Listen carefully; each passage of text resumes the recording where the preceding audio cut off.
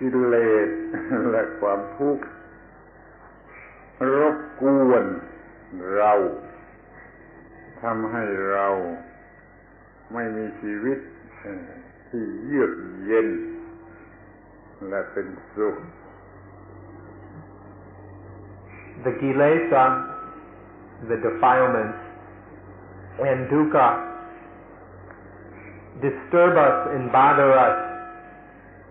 so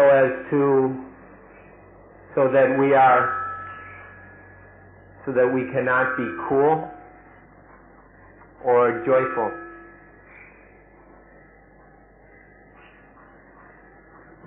ปัญหาคือความทุกข์มันเกิดมาจากการที่เราไม่รู้จักตัวเองอย่างถูกต้อง The problem is that dukkha arises from the fact that we don't know ourselves.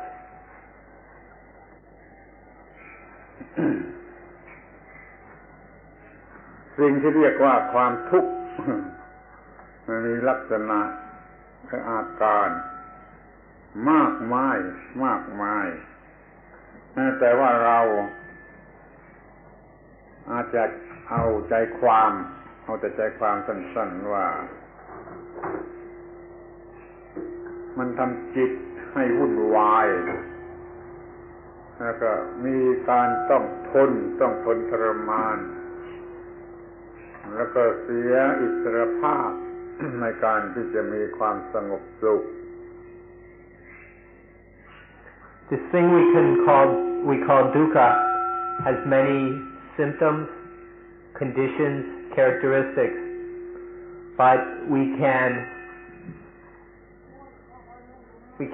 summarize it as saying dukkha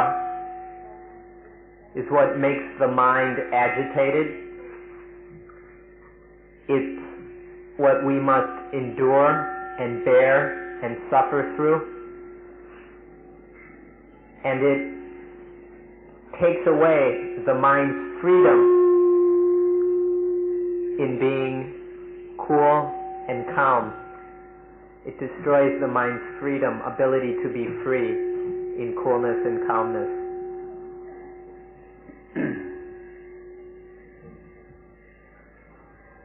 ความรู้ทางธรรมะ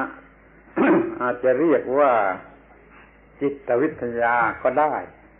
เพราะว่าจิตวิทยามีมากมาย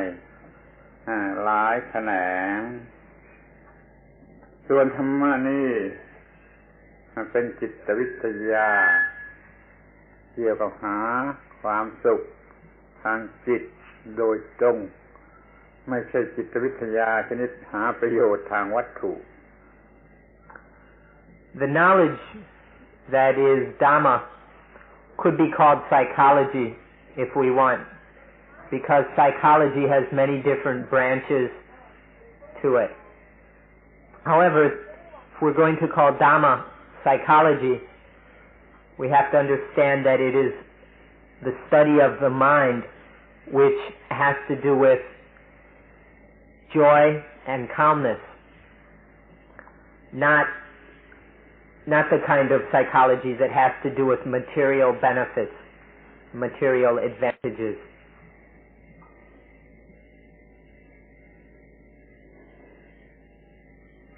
เมื่อเรารู้ธรรมะแล้วก็เราปฏิบัติธรรมะแล้วก็มีผลของการปฏิบัติธรรมะทั้งหมดนี้เป็นสิ่งที่เรารู้จักได้ด้วยตนเองไม่ต้องให้อาจารย์บอกแต่งตั้งให้ว่าบรรลุขั้นนั้นขั้นนี้เรารู้ได้เองในข้อที่ว่าไอ้ความทุกข์มันน้อยลงไปอย่างไร When we know Dhamma and then practice Dhamma and then receive the benefits of that practice of Dhamma, this is something these we can know for ourselves. We don't have to have any teacher tell us or point out what has happened. We know it ourselves through the lessening of dukkha, we can see that for ourselves as dukkha lessons through the practice and the receiving of the benefits of Dhamma. ที่เขาทำกันอยู่ก็มีการแต่งตั้งมีการให้ประกาศเป็นนิยบัตรเหล่านี้ไม่มีความหมายท่านต้องรู้โดยตนเองว่าให้ความทุกข์มันลดน้อยลงไปเท่าไรนั่นแหละแสดงว่ามีผลอันแท้จริงของการปฏิบัติ Those people who point out the attainments of meditators or give out certificates for various levels of attainment, these are absolutely meaningless. The only thing that has any meaning is when we know for ourselves that dukkha has lessened. การปฏิบัตินี้เราเรียกว่าจิตตภาวนาคือการทำจิต ให้เจริญเป็นการทำจิตให้เจริญเราต้องทำทั้งสองอย่างคืออย่างสมถะและอย่างวิปัสสนาอย่างแรกทำจิตให้สงบเหมาะที่จะรู้แล้วเราก็ทำวิปัสสนาเพื่อรู้เพื่อเห็นแจ้งด้วยจิตที่ฝึกไว้ดีแล้วดังนั้นเราต้องทำทั้งสมถะและวิปัสสนา This practice we can call citta bhavana or mental development. This is a progress. This is for the mind to develop and progress. For this development, there are two aspects: samatha, tranquility, and vipassana, insight. We need both of these. We need both samatha and vipassana. The first one, tranquility or samatha, is when the mind is calm and ready to know, ready to see. It's prepared to see. And then vipassana or insight is when that highly trained calm mind sees. These go together, samatha and vipassana. การทำแต่เพียงสมถะหรือสมาธินั้นไม่พอดังนั้นเราจะต้อง ฝึกอานาปานสติให้ครบทั้งชุดเมื่อครบทั้งชุดแล้วจะมีครบทั้งศีลทั้งสมาธิทั้งปัญญา Samatha or samadhi alone, that is tranquility or concentration alone, isn't enough. For this reason we need to practice anapanasati completely, not just the beginning stages, but we need to follow it through to the end in order to accomplish both samatha and vipassana, in order to know and to see.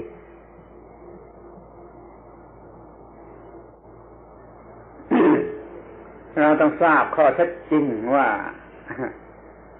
เราไม่มีความรู้มาแต่ในท้องเราไม่ได้เกิดมาพร้อมด้วยความรู้เรายังเกิดมาอย่างคนไม่รู้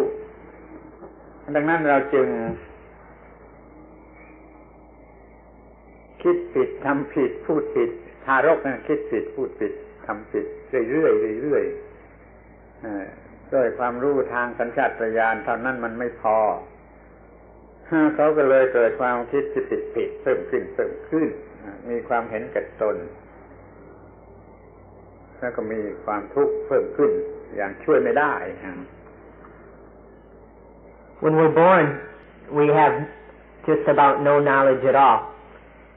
And so young children or infants think wrongly, speak wrongly, and act wrongly. They go around speaking wrongly, thinking wrongly, and acting wrongly because instinctual knowledge isn't enough. And so as they grow, they just continue thinking wrongly, speaking wrongly, and acting wrongly.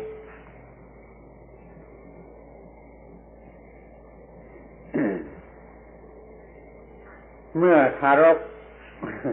ทำผิดมาเติบโตขึ้นก็ทำผิดมาแม้เป็นหนุ่มสาวแล้วก็ทำผิดมา ผิดจากความเป็นจริงที่ถูกต้องนะมันจึงมีความทุกข์เพิ่มขึ้นจนเต็มไปด้วยความทุกข์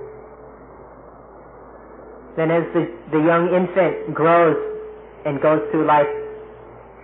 thinking wrongly, speaking wrongly, and acting wrongly, dukkha arises out of all these wrong things, and this dukkha grows and builds.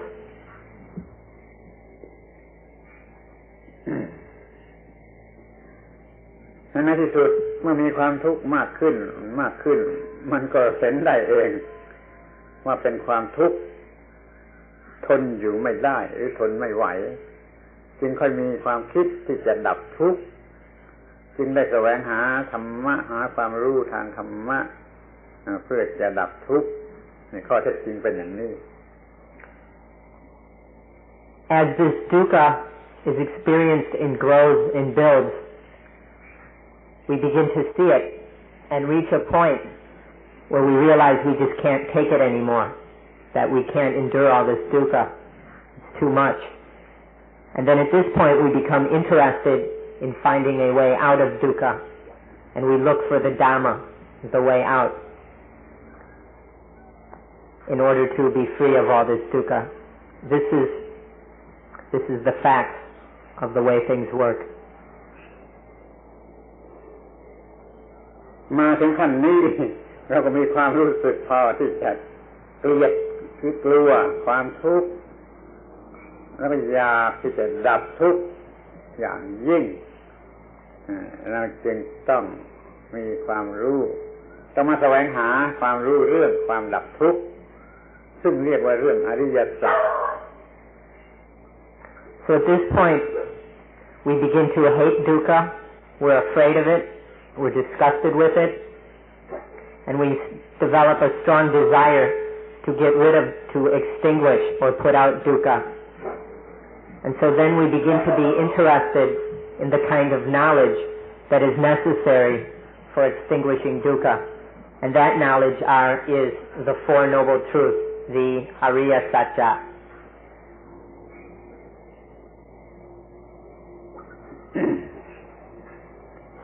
ดังนั้น เราจะได้ พิจารณากันโดยละเอียด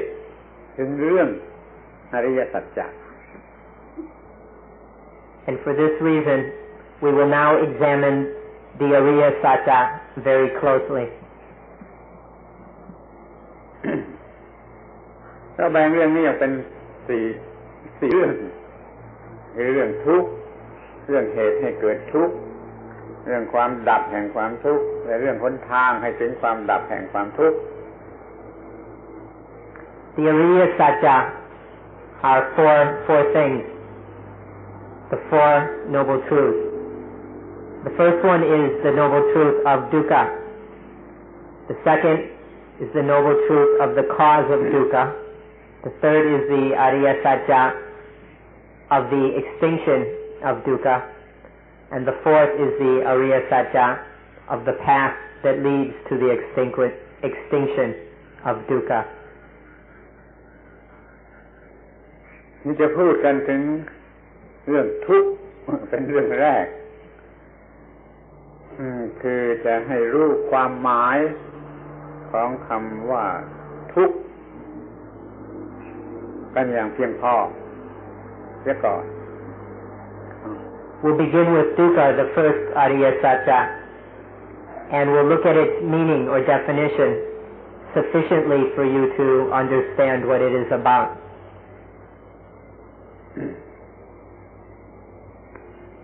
ความหมายทั่วไปในกรณีทั่วไปเนี่ยคำว่าทุกขะเนี่ยหมายความว่าทนยากตัวหนังสือเนี่ยแปลว่าทนยากความหมายก็คือความทนทรมานฉะนั้นลักษณะอย่างนี้หมายถึงเวทนาที่ทนยากที่ใครๆไม่ปรารถนา In the general meaning of this word as it's usually used, dukkha means difficult to endure, hard to bear, hard to stand up to. This is speaking of the feeling or the vedana that we feel towards things that are undesirable, unpleasant, unwanted.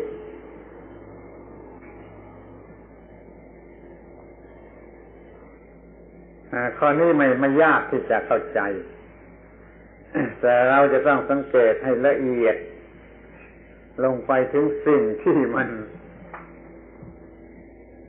รู้สึกกลับกันไปเสียคือเห็นเป็นความไม่มีอะไรไม่ทุกข์ร้อนอะไรไปเสียนี่บางทีจะเห็นเป็นเรื่องน่าสนุกสนานไปเสียอีกเขาก็ไม่เห็นความทุกข์ในความหมายอย่างนี้ว่าต้องทนหรือทนยาก This meaning isn't very difficult to understand, but what we need to do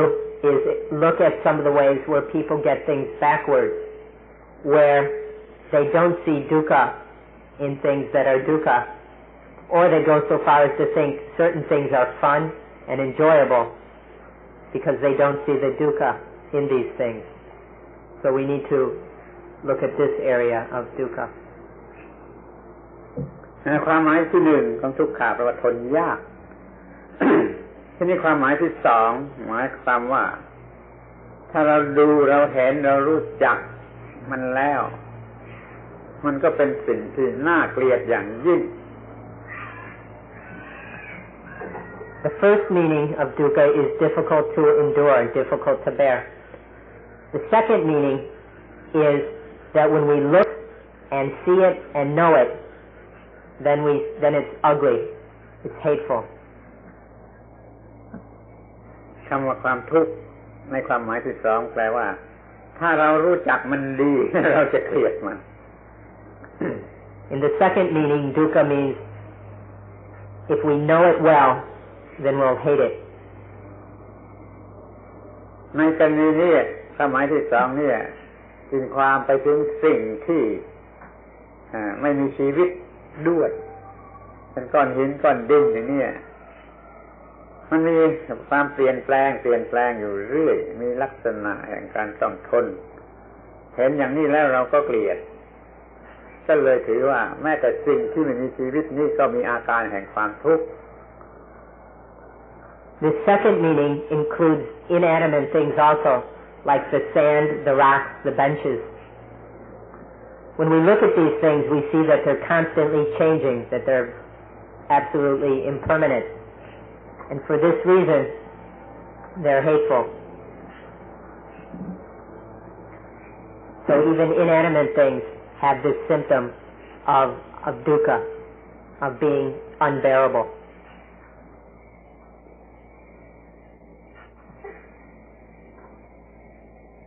ในความทุกข์อย่างที่หนึ่งคือทนยากเนี่ยเรารู้สึกได้ง่ายๆด้วยเวทนาที่มันทนยาก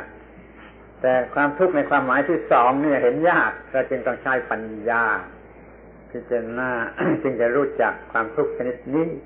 ในความหมายที่สอง The first meaning is very easy to see. We can know it through our feelings. It's a feeling, so it's quite apparent. But the second meaning is very difficult to realize, and therefore we must use wisdom or insight to know it, to know the second meaning of dukkha. ที่นี้ก็ความหมายที่สาม ภาษาบาลีคำนี้ยอมให้แปลคำว่าทุกข์นี่ได้อีกความหมายหนึ่ง คือว่ามันว่างจากสาระตัวตนมันว่างจากตัวตนอย่างน่าเกลียดทุกข์แปลว่าน่าเกลียดขะแปลว่าว่างในความหมายที่สามถ้าเราเห็นทุกข์เห็นสิ่งนั้นที่เป็นทุกข์ดีแล้วเราจะรู้สึกว่ามันว่างจากตัวตนว่างจากสาระที่เป็นตัวเป็นตนมันว่างอย่างน่าเกลียดด้วยในความหมายที่สาม The third meaning of dukkha, if we examine the word by its roots or examine it etymologically, du means hateful and ka means empty. So this means that when we look at it and see it, when we look at something that is when we look at dukkha and see it, we realize that things are empty of any essence or substance that is a self, a soul, an I, me, anything that we can attach to as a self. And then when we see that emptiness is hateful, it's ugly. And so the third meaning of dukkha is hatefully empty or disgustingly empty, disgustingly void. ถ้าเราศึกษาไว้ทั้งสามความหมายคือว่าคนยากแล้วก็รู้จักมันแล้วก็น่าเกลียดแต่มันว่างอย่างยิ่งถ้าเรารู้จักทั้งสามความหมายรู้จักศึกษาทั้งสามความหมายเราจะรู้จักให้สิ่งที่เรียกว่าทุกขะนั่นได้ง่ายขึ้นต้องคอยพยายามศึกษาทั้งสามความหมาย If we learn and study these three meanings, i.e., 1. unendurable, 2. when we've seen it, it's ugly, and 3. completely void and empty. When we study the more we study these three meanings, the more easy it is for us to see and realize what dukkha is. So I recommend that you learn and study these meanings and able to help you to understand dukkha. ในความหมายทั่วไปคือทนยากนี่ท่านคงจะรู้จักได้ง่ายเพราะทนยากมันคือทนที่เวทนาแต่ที่ว่าดูแล้วน่าเกลียดเนี่ยเห็นแล้วน่าเกลียดเนี่ยมันค่อนข้างจะยากถ้าเรามักจะไม่ค่อยเห็นในความน่าเกลียดของสิ่งที่เราพอใจเรารักเราหลงไหลเราพอใจนั้นเราจึงต้องรู้ทีว่าไอ้สิ่งเหล่านั้นแม้ที่เรารักเราพอใจมันเปลี่ยนแปลงเรื่อยดังนั้นมันจึงว่างจากสาระมันว่างจากสาระแล้วเราก็เห็นว่ามันดูแล้วก็น่าเกลียดเราจึงสามารถรู้จักความทุกข์อย่างครบถ้วนทุกความหมาย The first meaning of difficult to endure is we should all know already. We should be quite familiar with that feeling. So then we need to examine the second meaning. This one is much more difficult for us to understand. This meaning of once it's seen, it's ugly. Because most of us haven't seen it. And all the things that satisfy us, that we like, that we love, we haven't really seen them as they are. And so we don't see this hatefulness in them because we haven't really looked. And so we need to really look. And if we keep looking more deeply, then we also see the third meaning, that things are completely empty of any substance or essence. And because of that emptiness, they are dukkha. So we need to see all three of these meanings by looking more deeply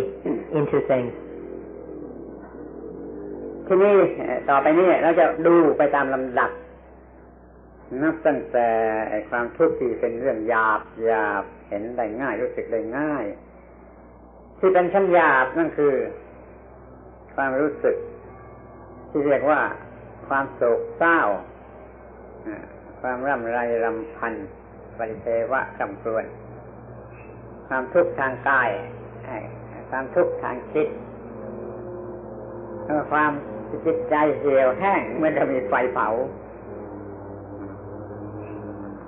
ไปไหมว่าไปทาง We'll take these. ความโศก We'll take these in order to examine them. We'll begin with the most coarse kinds of dukkha. We can begin with sorrow, sadness, grief, lamentation, despair, physical pain, mental anguish. These are the coarser levels of dukkha, the ones which we have very little difficulty seeing. ต่อไปก็คือความรู้สึกเมื่อเราพลาดจากของรักและความรู้สึกที่เมื่อเราประสบกับสิ่งของที่เราไม่รักเมื่อเราปรารถนาอย่างไรมันไม่ได้อย่างที่เราปรารถนา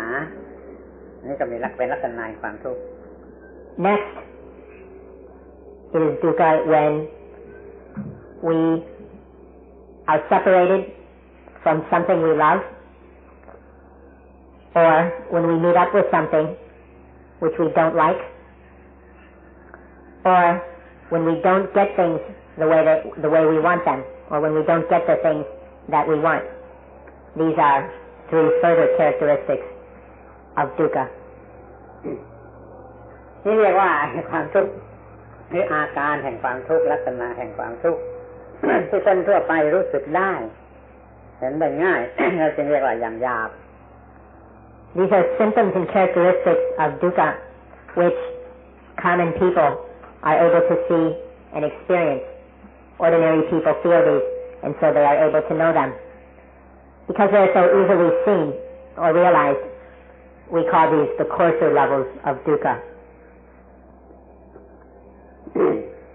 ทีนี้มาที่อย่างละเอียดแล้วก็ปัญหามากมายหลายประการเกิดจากการที่เรามีความเกิดมีความแก่มีความเจ็บมีความตาย4อย่างนี้ให้มันให้เกิดปัญหาอะไรบ้างกันลองคิดดู Some more subtle levels of dukkha are as follows: birth, aging,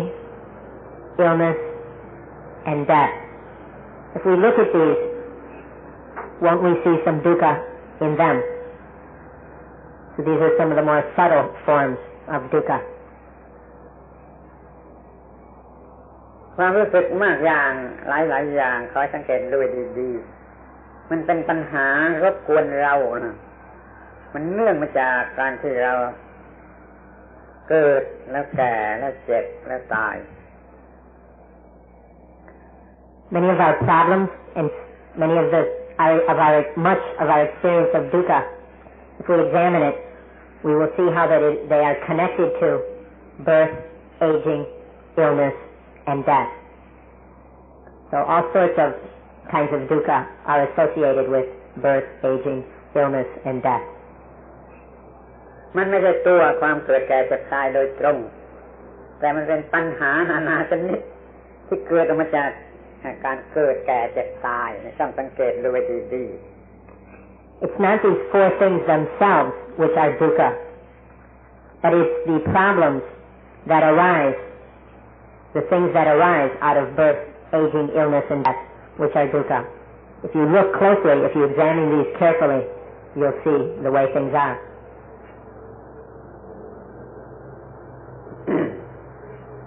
ถ้าเราความเกิดที่เป็นปัญหานั่นนี่คือ2 เรื่องเกิดจากท้องมารดาตามธรรมดาเกิดทางร่างกายเนี่ยเกิดจากท้องมารดาที่มีปัญหาน้อยมากแต่มีความเกิดอีกชนิดหนึ่งคือเกิดในจิตใจเกิดเป็นความรู้สึกว่าตัวเราของเราตัวกูของกูนี่เกิดไม่สิ้นสุดกว่าจะตายนี่เกิดนับได้ร้อยได้พันได้หมื่นครั้งไอ้เกิดนี่ทำให้เป็นปัญหาอย่างอื่นอีกมากมันเป็นปัญหาเกิดตัวตนของตนแล้วก็มีปัญหายุ่งยากไปหมดเกิดนี่น่ากลัว The word birth can be seen in 2 ways. The first way is birth from our mother's womb. This kind of birth doesn't have that many problems associated with it. The second kind of birth is a mental kind of birth that happens in the mind. This is the birth of my body, or I, me, myself. This is the mental birth of the self. This kind of birth has associated with it all sorts of problems, an incredible number of problems. And also this kind of birth doesn't happen only once, like the physical birth from our mother's womb. But this mental birth of the I, of the self, happens countless times in a lifetime, hundreds, thousands, 10,000s of times in one lifetime. And with all those births, there is a lot of dukkha. เราต้องรู้จักความเกิดชนิดนี้เกิดจากอุปาทานความเข้าใจผิดก็อวิชชาทำให้เกิดความรู้สึกว่าตัวเราหรือของเราในความทุกข์ทั้งหลายตั้งอยู่บนความเกิดชนิดนี้ The second kind of birth we need to understand very well. This kind of birth arises from upadana or attachment, clinging to things as I or mine. This upadana or attachment arises from ignorance, from avijja. And then from this birth arise all the kinds of dukkha. And so this is why we need to see this birth that arises from attachment and is caused by ignorance. ทีนี้ก็มาถึงความแก่เราก็ต้องดูเป็นสองระดับอีกเหมือนกันระดับธรรมดาภาษาคนไอ้ความแก่ก็คือความแก่ชราของคนแก่สังขารร่างกายเปลี่ยนแปลงไปเป็นคนแก่นี่เป็นความแก่ทางภายนอกทางร่างกายเห็นได้ง่ายทีนี้ยังมีความแก่ชนิดหนึ่งซึ่งมีอยู่ในความหนุ่มคนหนุ่มคนสาวมันมีความแก่ซ่อนมาแล้วอย่างลึกลับแต่นับตั้งแต่เกิดมามันก็มีความแก่ซ่อนอยู่ในความเกิดแม้เป็นหนุ่มเรียกว่าเป็นหนุ่มก็มันก็มีความแก่ซ่อนอยู่ในความหนุ่มรู้จักความแก่ชนิดนี้ให้ดีๆจึงจะรู้จักความแก่ครบถ้วน Next is aging. And we have to look at aging on two levels, just as we did with birth. The first kind of aging in the everyday conventional sense of the word, is the aging of the body. It's the growing old of the conditioning, the physical conditioning process that we call the body. This aging is very easy to see, and we're all quite familiar with it. Now we also need to see the second kind of aging. This kind of aging is present not only in old bodies, but this kind of aging is present in youth also. The second level of aging is buried or hidden within youth. So we need to see it within youth. To understand aging, we need to see both aspects of it, the aging of the body and the kind of aging which is hidden within, which is buried within youth. ในความหนุ่มของท่านนั่นแหละดูดีๆมีความแก่ซ่อนมาด้วยแล้วเสร็จครบถ้วน Within your own youth, each of you here, look within your own youth and see that there is aging, that there is old age already buried deep within that youth. See it, find that buried, hidden age and old age, which is hidden within your youth. ความแก่ชนิดนี้ก็คือความเปลี่ยนไปตามวิวัฒนาการจากจุดตั้งต้นไปหาความดับดังนั้นเราจึงแก่มาแล้วตั้งแต่เราเกิดเราเริ่มแก่มาแล้วตั้งแต่เราเกิดขอให้สังเกตดูดีๆ Old age is just part of the evolutionary process that starts at the beginning and evolves toward extinction. And so from birth, there is old age. Old age and aging are present from birth. So take a good close look and see this old age hidden within your youth. ทีนี้ก็มาถึงความเจ็บนี่เข้าใจได้ไม่ยากความเจ็บทางกายเป็นโรคทางกายที่เจ็บปวดทางกายตามธรรมชาติเราก็ต้องมีความเจ็บไข้แต่ยังมีความเจ็บไข้ชนิดจะเป็นความเจ็บไข้ทางวิญญาณเป็นเรื่องทางฝ่ายวิญญาณก็มีความเจ็บไข้เช่นเดียวกับฝ่ายกายเมื่อเราทำผิดคิดผิดเกิดกิเลสเมื่อไรก็เรียกว่ามีความเจ็บไข้ทางวิญญาณเกิดขึ้นแล้วรู้จักความเจ็บไข้ทางวัตถุหรือทางกายด้วยรู้จักความเจ็บไข้ทางฝ่ายจิตหรือฝ่ายวิญญาณด้วยพระพุทธเจ้าเป็นหมอรักษาความเจ็บไข้ทางฝ่ายวิญญาณความเจ็บไข้ทางฝ่ายร่างกายไปหาหมอที่โรงพยาบาลไหนก็ได้แต่ถ้าความเจ็บไข้ทางฝ่ายวิญญาณต้องไปหาหมอคือพระพุทธเจ้าหรือผู้สืบต่อการงานของพระพุทธเจ้าคือพระสาวก Next we come to illness and injury. Once again there are two levels. There is the illness of the body, injury and physical pain, which once again we're all quite familiar with. But there is also illness of the mind, or illness and injury of the spirit. Whenever we think incorrectly, then this spiritual illness, this spiritual injury arises. we have to see both kinds of illness, both physical, of the body, and mental, illness of the spirit. When the body is sick or injured,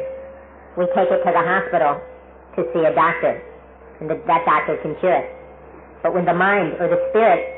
is injured and ill, we must take it to the Buddha. The Buddha is a doctor of the spirit,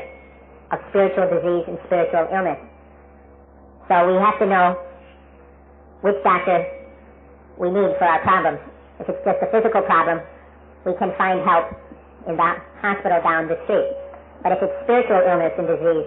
we need to seek aid from the Buddha or those followers who have preserved and carried on the Buddha's teaching. They have the knowledge we need to cure spiritual or physical, spiritual illness. ทีนี้เราก็มาถึงความตาย ความตายทางร่างกายเห็นได้ชัดความตาย ทุกคนกลัวตายทุกคนกลัวนิมิตวี่แววแห่งความตายนี่ก็เป็นทุกข์แต่ยังมีความตายอีกชนิดหนึ่งซึ่งเข้าใจได้ยากคือเป็นเพียงความทุกข์ทรมานในจิตใจเพราะไปยึดมั่นถือมั่นข้อนี้ถ้าว่าท่านบางคนเป็นคริสเตียนท่านจงนึกถึงในข้อความในใบแรกๆของ Book of Genesis พระเจ้าห้ามว่าอยากกินผลไม้ของต้นไม้นี้ที่ทำให้รู้ดีรู้ชั่ว ถ้ากินจะต้องตายนี่หมายความว่าถ้ากินแล้วมันรู้ดีรู้ชั่วแล้วมันก็ยึดมั่นอุปาทานในดีในชั่วอุปาทานในดีในชั่วเกิดทุกข์ทรมานนั่นคือความตายในความหมายอันลึกซึ้งทางสปิริตชัลท่านยังมีอยู่สองตายทางร่างกายเห็นได้ง่ายๆถ้าตายทางจิตทางวิญญาณเพราะมันไปยึดมั่นถือมั่นดีชั่วสิ่งเป็นคู่นั้นแล้วก็ทรมานนี่ก็เรียกว่าตายเหมือนกันพระพุทธเจ้าก็ต้องการจะให้ไม่มีความหมายเกี่ยวกับความตายทั้งสองชนิดไม่ยึดมั่นดีชั่วมันก็ไม่ตายทางวิญญาณถ้าแค่ความตายทางร่างกายเราเห็นว่ามันเป็นนั่นเองมันเป็นเช่นนั่นเองตามธรรมชาติไม่ต้องกลัวไม่ต้องเป็นทุกข์ให้เรารู้จักความตายเสียทั้งสองความหมาย Now death. The first kind of death is death of the body, and we all know about that. The image of death strikes fear in all of us. We're all afraid of death. This we know quite well. There's more to death than physical death. There's also spiritual death. For those of you who are Christians, you'll be familiar with the story on the first page of the book of Genesis. On the first page of the Bible, talks about the tree of the knowledge of good and evil, and that God told Adam not to eat the fruit from that tree, because if Adam was to go and eat that fruit, then he would die. This kind of death that God was talking about is spiritual death. So when Adam went and ate that fruit, when he ate the fruit from the tree of the knowledge of good and evil, then he knew good and evil. And from knowing good and evil, then he went and attached to it. He clung to these things, to good and evil. And so his mind began to work dualistically. And through this dualistic thinking, there arose all sorts of pairs of opposites. And then through attachment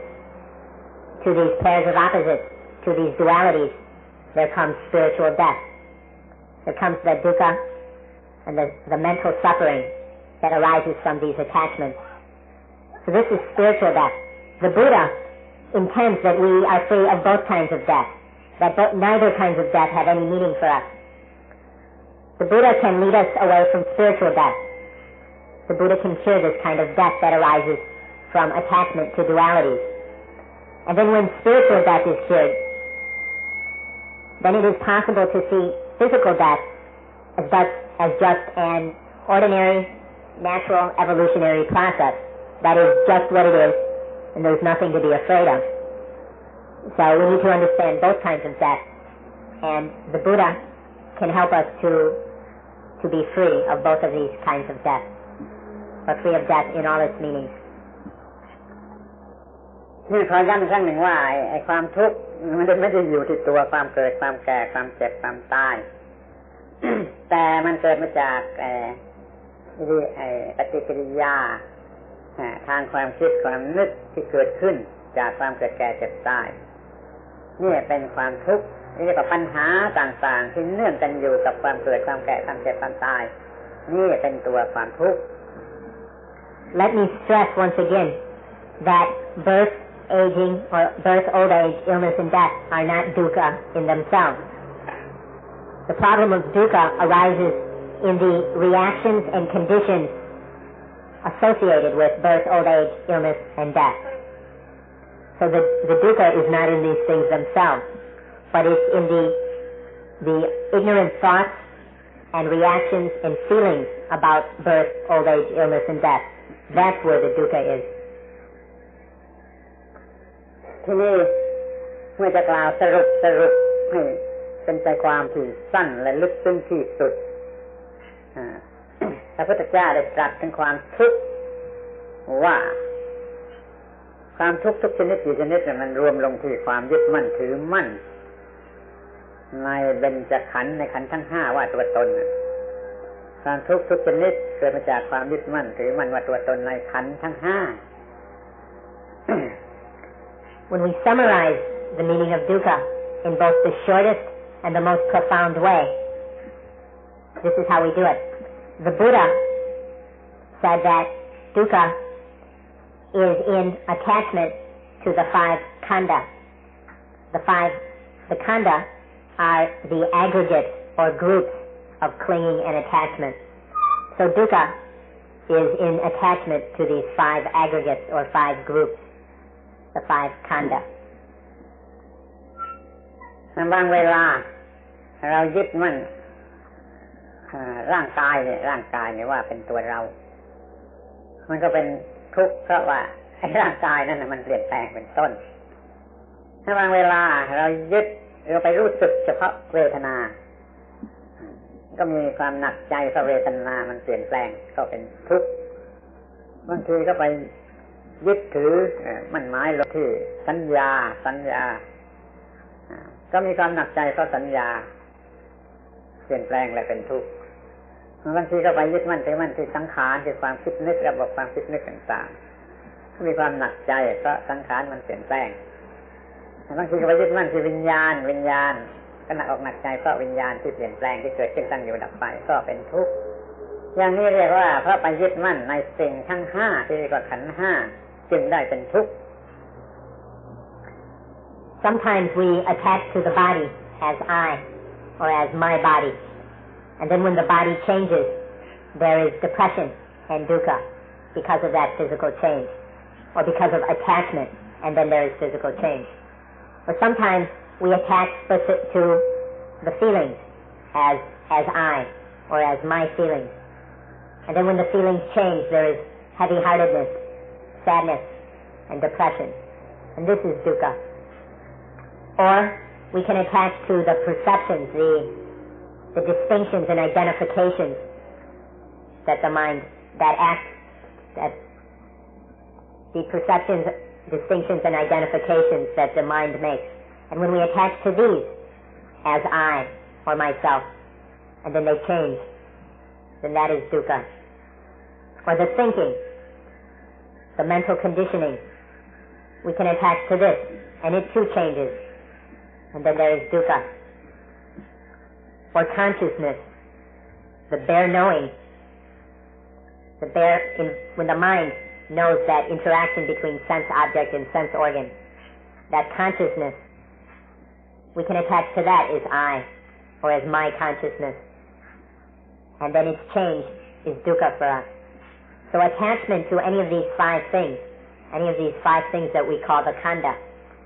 or the pancha khandha, this is dukkha, this attachment to any of the five khandhas. เราจะต้องรู้จักในสิ่งที่เรียกว่าขันธ์ทั้งห้านี่ให้ดี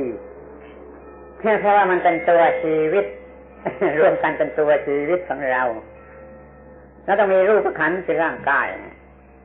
แล้วมันก็มีอาจนะต่างๆมันจึงมีเวทนาหลายๆชนิดในวันหนึ่งแล้วเราก็สำคัญมั่นหมายในเวทนานั้นเป็นสุขกับทุกข์เป็นไม่สุขไม่ทุกข์ก็เป็นของเราเป็นตัวเรา นี่เรามีสัญญาเนี่ยมีสัญญาอย่างใดอย่างหนึ่งอยู่ตลอดเวลาแล้วก็มีสังขารคือความคิดอย่างใดอย่างหนึ่งอยู่ตลอดเวลาตามสิ่งที่มันเข้ามายั่วยุแล้ววิญญาณทางตาหูจมูกลิ้นกายใจของเรานี่ก็ทำงานอยู่ตลอดเวลา ดังนั้นเห็นได้ว่าชีวิตนี่มันประกอบอยู่ด้วยขันธ์ทั้งห้า นี่เองขอให้ช่วยศึกษาสังเกตเป็นพิเศษให้รู้จักขันธ์ทั้งห้าชัดเจนที่สุด We need to understand these five khandha because together they make up what we call life. These five khandhas together are life. So in life there is always the body.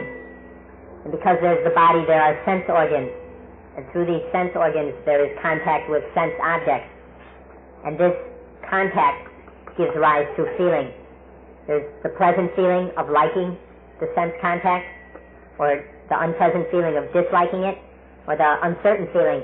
of not knowing whether to dislike it or like it. So there are feelings arising all the time. Then after the feelings there arise the perceptions and identifications or distinguishings of those sense contacts.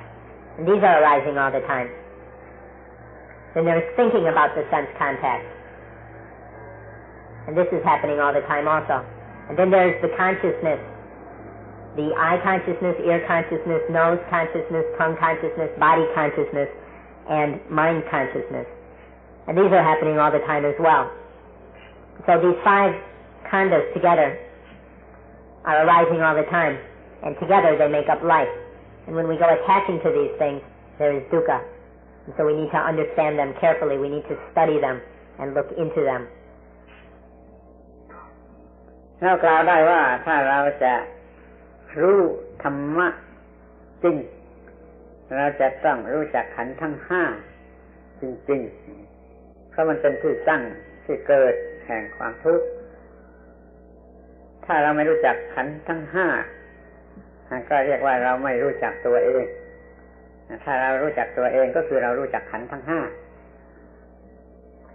We can say that in order to know dukkha, in order to really know Dhamma, we must really know the five khandhas. If we don't know the five khandhas, then we don't really know ourselves. So in order to know Dhamma, we need to know ourselves, and so we need to know the five khandhas. มีความจริงอย่างยิ่งแต่ไม่ค่อยจะสังเกตเห็นกันว่าบางเวลาเรารู้สึกว่ามีตัวตนตัวฉันตัวกูอยู่ที่รูปที่ร่างกายเวลาร่างกายทำหน้าที่อย่างนั้นอย่างนี้เห็นชัดอยู่เราคิดว่าให้เรานั่นคือร่างกายบางเวลาเรามีตัวเราตัวกูอยู่ที่เวทนาเพราะเวทนากำลังรู้สึกอยู่อย่างยิ่งในใจของเราแต่บางทีเราก็ไปรู้สึกว่ามีตัวตนที่สัญญาสำคัญว่าอย่างนั้นเป็นอย่างนั้นอย่างนั้นเป็นอย่างนั้นอันนั้นเป็นอย่างนั้นสัญญาให้สำคัญสัญญาว่าเป็นตัวเราบางเวลาสัญญาสำคัญที่สังขารคือความคิดจิตที่คิดหรือความคิดนั่นแหละว่าเป็นตัวเราบางทีเราเข้าใจว่าไอ้ที่ตาเห็นรูปได้มันเป็นผู้เห็นหูฟังเสียงได้นะเป็นผู้ฟังจมูกดมกลิ่นได้เป็นผู้ดมไปเห็นวิญญาณทั้งหกนี่ว่าเป็นตัวเราเนี่ยตัวเราความรู้สึกอันนี้จะวนเวียนอยู่แต่ที่ขันธ์ทั้งห้า Sometimes when the body is functioning in one of its ways, we attach to the body as I. Or, there's a supreme kind of truth which we often overlook, and that is that we attach to the different khandhas as I. So sometimes it's to the body khandha, the body aggregate, as I. Or sometimes when one of the feelings is what's in the mind, when the feelings are functioning, then we attach to the feeling as I. This is me. Or it can be the perceptions, the distinguishing between this and that, the noting of the distinguishing marks of something. And we can attach to that as I. Or our thinking, the mental linking of ideas can be the prominent thing in the mind. And we attach to that as I. This is what I am. I am my thoughts, my thinking. Or it can be that consciousness through the doors of the eyes, ears, nose, tongue, body, or mind. And this consciousness we can attach to that when it is what is functioning, what is happening in the mind. And so all of these 5 different khandhas or aggregates are the things we attach to. And so what we attach to as I spins around, revolves within these 5 aggregates. ทั้งหมดนี้แสดงให้เห็นว่าในพุทธศาสนาเนี่ยไม่มีสิ่งที่เรียกว่าเซลฟ์หรือที่เรียกว่าโซลมีแต่ขันธ์ทั้ง5ที่จิตนั่นน่ะมันก็ไม่ใช่เซลล์หรือโซลอะไรมันเป็นธรรมชาติชนิดหนึ่งมันคิดนึกได้ไปตามแบบของธรรมชาติหรือตามลักษณะของจิตที่เป็นธาตุชนิดหนึ่งมันก็มักหรือว่าโดยมากมันก็ถือว่านั่นแหละคือตัวเรานั่นแหละคือเซลล์หรือโซลอันนี้มันก็ไม่ใช่เซลล์หรือไม่ใช่โซลมันจึงเหลืออยู่แต่ว่าขันธ์ทั้ง5แต่ละอย่างไม่ใช่เซลล์หรือไม่ใช่โซลดังนั้นในพุทธศาสนาจึงสอนว่าความจริงไม่มีเซลล์หรือมีโซลมันจึงไม่มีสิ่งที่จะยึดมั่นว่าตัวตนหรือว่าของตนความรู้เรื่องไม่มีเซลล์ไม่มีโซลเนี่ยป้องกันไม่ให้เกิดความทุกข์ป้องกันไม่ให้เกิดความทุกข์เมื่อใดมีความยึดถือสิ่งใดสิ่งหนึ่งโดยความเป็นเส้นหรือเป็นโซลก็ตามมันก็มีความทุกข์ดังนั้นจึงสรุปความว่าความทุกข์ทุกชนิดเกิดมาจากการยึดถือขันธ์ทั้ง5ว่าเป็นเส้นหรือเป็นโซลนี่ข้อสรุป All that's been said shows that there is no self and there is no soul. This explanation shows that all there is attachment to these different aggregates, to body, feeling, perception, thought, or consciousness as a self or a soul. But in reality there is no self or soul. All there is the mind, which has arisen naturally and is evolving and carrying on according to natural laws. This mind, in its natural way, goes and attaches to things as I or me or mine. It attaches to the body, the feelings, perceptions, thought, or consciousness as a self or as a soul. But you can see in the fact that this mind, in its way, is attaching to all kinds of different things and never the same thing, that there is no real self or soul. And so, this knowledge of non-self or non-soul, that there is no real self or soul, just this attaching by the mind, this kind of thought of attachment, this knowledge or wisdom of non-self protects us from dukkha. Dukkha arises because of these attachments to the 5 khandhas. In knowing that there is no self, we can be protected from that attachment, which leads to dukkha. So in summary, we need to see these 5 aggregates of clinging. We need to see the attachment to these 5, to the things that are called the 5 khandhas, in order to protect ourselves from dukkha. จะพูดสรุปสั้นๆก็จะพูดได้ว่าพุทธศาสนาคือศาสนาแห่งความไม่มีเส้นหรือโซลบางทีจะพูดในมันแรงไปได้จังว่าศาสนาแห่งความไม่มีแม่ไม่มีคนมีแต่ขันธ์ทั้ง5หรือสิ่งต่างๆที่เรียกว่ากายและใจแบ่งเป็น5นี่มีแต่ขันธ์ทั้ง5ไม่มีคนถ้าเข้าใจคำนี้ได้จะเข้าใจพุทธศาสนาลึกซึ้งถึงที่สุดได้ To put it concisely, we can say that Buddhism is the religion of non-self or non-soul. If we state it even more strongly than this, we can say that Buddhism is the religion of no man. There are no men, there are no people, there are no human beings. All there are the 5 khandhas. All there are, or we can say all there is body and mind. Or we can break that up further and say all there is are the 5 khandhas. and that there are really no people, no human beings. If you can understand this point, then you will understand Buddhism, and you will be able to protect yourself from dukkha. เพื่อป้องกันความเข้าใจผิด ก็อยากจะบอกให้ทราบแต่ว่าพุทธศาสนาไม่ได้สอนว่าไม่มีอะไรในลักษณะที่เป็นไนฮิลิซึมไม่ใช่อย่างนั้นแต่ถ้ามีอะไรแต่ทุกอย่างไม่ใช่เส้นหรือไม่ใช่โซลนี่จะต้องเข้าใจกันให้ดีๆเพื่อป้องกันความเข้าใจผิด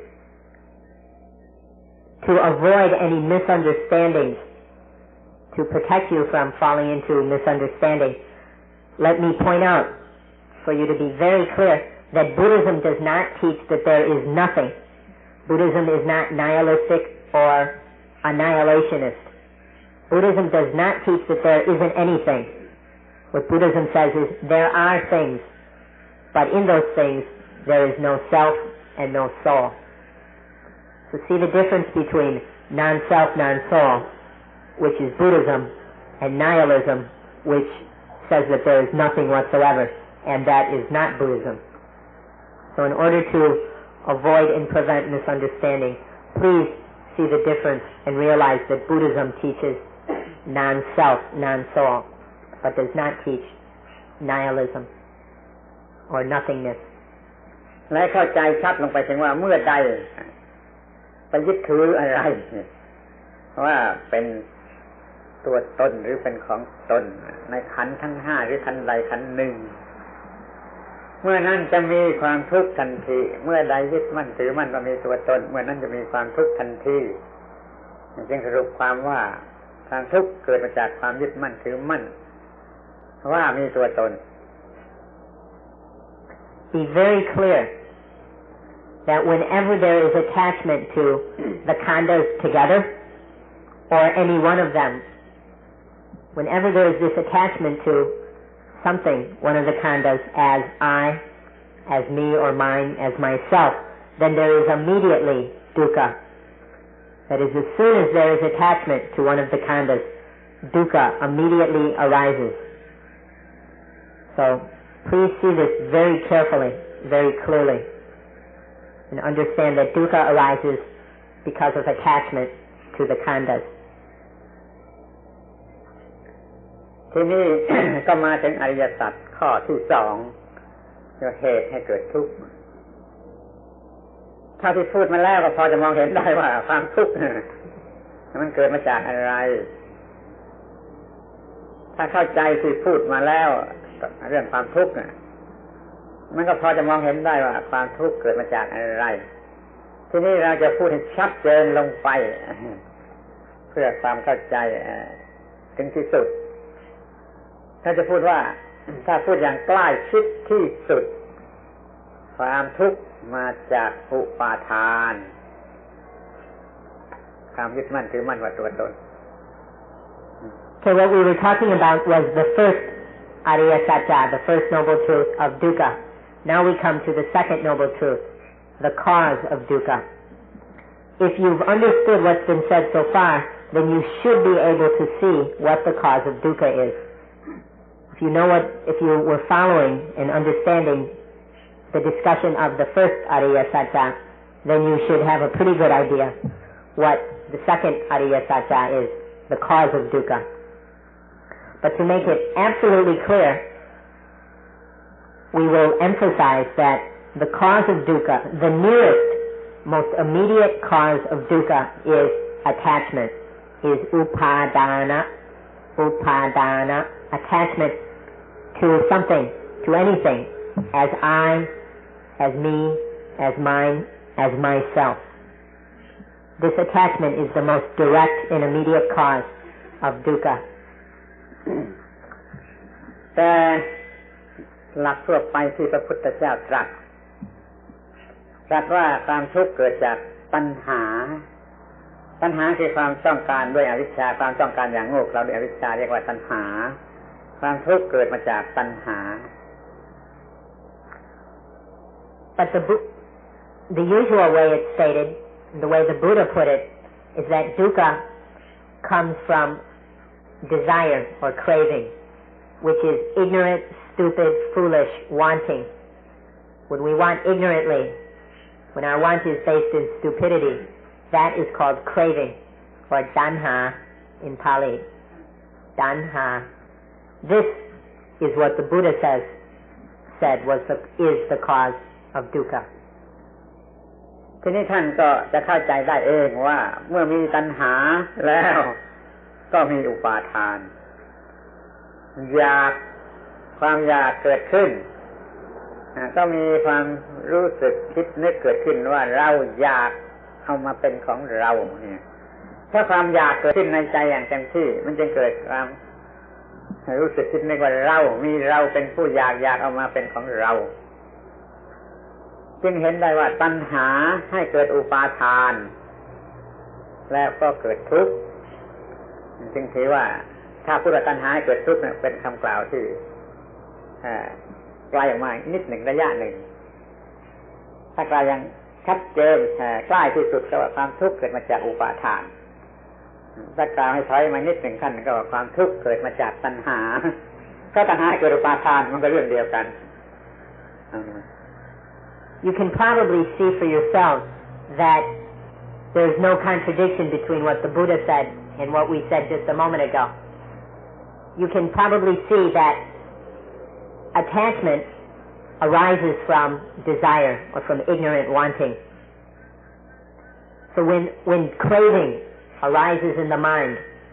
then there arises the thought, the idea or the feeling that there is an I who wants. So the tanha causes upadana. The ignorant craving causes the feeling of attachment to arise in the mind. And once that arises, there is dukkha. So there's no contradiction here. When we say attachment is the cause of dukkha, then we mean attachment is the nearest, most direct and immediate cause of dukkha. If we back up just a little bit, then we can say desire is the cause of dukkha. Desire causes attachment, which causes dukkha. So it is correct to say that desire causes dukkha as to say that attachment causes dukkha. It's mainly a matter of if we take the nearest, most immediate cause, or we take a cause which is a little farther back, a little farther away. This is the difference between saying craving is the cause of dukkha or attachment is the cause of dukkha. ทีนี้ถ้าจะถอยห่างออกมาถึงต้นตอแรกทีเดียวเราก็จะพูดว่าความทุกข์เนี่ยเกิดมาจากอวิชชาแล้วก็ไม่ได้ขัดแย้งอะไรกันนะเพราะอวิชชาเนี่ยมันก็ให้เกิดผัสสะเวทนาตัณหามาตามลำดับจนเกิดอุปาทาน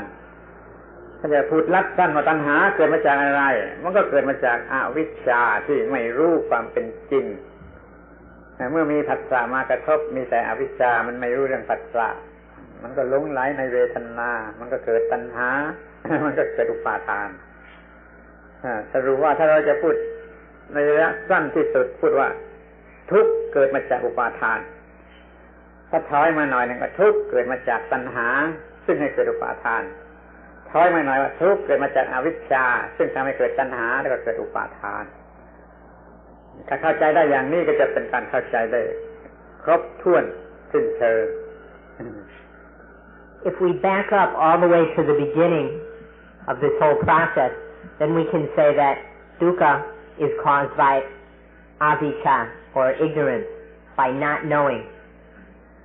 Now there's no problem in saying this. There's no argument. There's no contradiction. To say that dukkha is caused by avijja or not knowing is just to say that this process of dukkha begins with avijja. And as we learned, as you heard the other day, avijja, or not knowing, ignorance, leads to stupid or ignorant contact, and then we get lost in the feelings, which is ignorance once again. So there's foolish or ignorant feeling. And from getting lost in these feelings, there arises ignorant want or tanha, craving, which causes attachment, upadana. So, to say that not knowing causes dukkha is the same as saying that desire or craving causes dukkha, or that attachment causes dukkha. Because it's all the same process. It's just different links in the process which leads to dukkha. So it's a matter of if you take the most immediate cause, or back up a little further, or take it from the beginning. That's what determines whether we say that ignorance, or craving, or attachment is the cause of dukkha. If you understand this fully, if you understand what's being said completely and you realize it, not intellectually but through, you see it within yourself, then your understanding is complete and you'll know all you need to know. ท่านพยายามท่านจงพยายามที่จะเข้าใจเรื่องนี้เห็นชัด เรื่องนี้เหมือนอย่างว่าจะมองจากที่สูง bird eye view ลงมาข้างล่างท่านจะเห็นว่าความทุกข์อยู่ตรงนี้ ถ้าใกล้ที่สุดความทุกข์คืออุปาทานใกล้ไปคือตัณหาใกล้ไปคือภพคือชาติคือเวทนาคืออวิชชาในที่สุดจุดตั้งต้นคืออวิชชาให้เกิดผัสสะโง่เวทนาโง่แล้วก็มันก็เกิดตัณหาแล้วเกิดอุปาทานนี่ก็มีภพมีชาติเป็นความคิดเป็นตัวกูของกูแล้วก็เกิดความทุกข์นี่พยายามหลับตามองเหมือนกับมองไปจากข้างบนจะเห็นว่าเรียงกันเป็นแถวอย่างนี้อวิชชาให้เกิดผัสสะโง่ให้เกิดเวทนาโง่ให้เกิดตัณหาให้เกิดอุปาทานให้เกิดความมีแห่งตัวตนของตนขึ้นมาเป็นภพหรือเป็นชาติแล้วก็จากชาติแห่งตัวตนนี้ก็เป็นความทุกข์นานาชนิดให้เข้าใจจนเหมือนกับมองเห็นวัตถุอย่างนี้แหละเรียกว่าจะเข้าใจเรื่องเหตุให้เกิดความทุกข์ You ought to make yourselves understand this. You ought to see how this works, how this process which leads to dukkha arises. If you take a bird's eye view from way up here and look down and see dukkha, then you can see there's attachment leading to dukkha, and then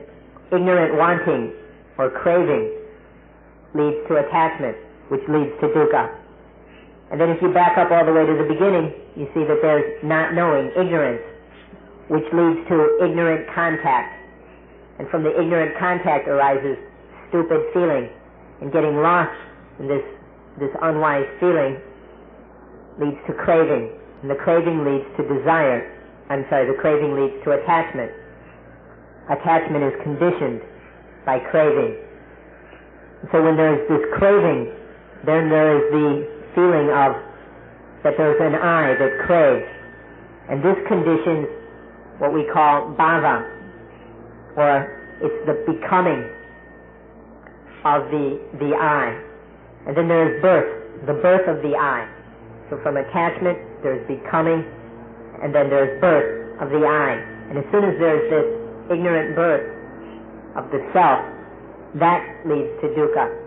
So we can see it's just a line from avijja, ignorant contact, ignorant feeling, ignorant desire, attachment, becoming,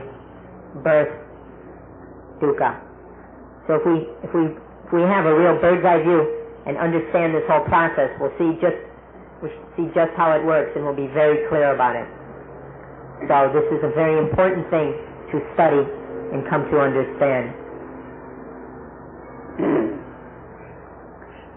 ขอให้ท่านพยายามสุดความสามารถที่จะมองเห็น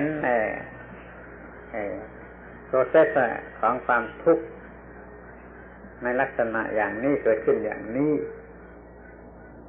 พระพุทธเจ้าได้ตรัสไว้ชัดเจนว่านี่เป็นจุดตั้งต้นของการประพฤติพรหมจรรย์เป็นจุดตั้งต้นอาทิพรหมจรรย์เป็นจุดตั้งต้นเป็น ABC จุดตั้งต้นของการที่จะศึกษาก็ต้องศึกษาเรื่องนี้ จุดตั้งต้นของการปฏิบัติก็ปฏิบัติเรื่องนี้แล้วมันก็จะได้ผลตามที่ต้องการ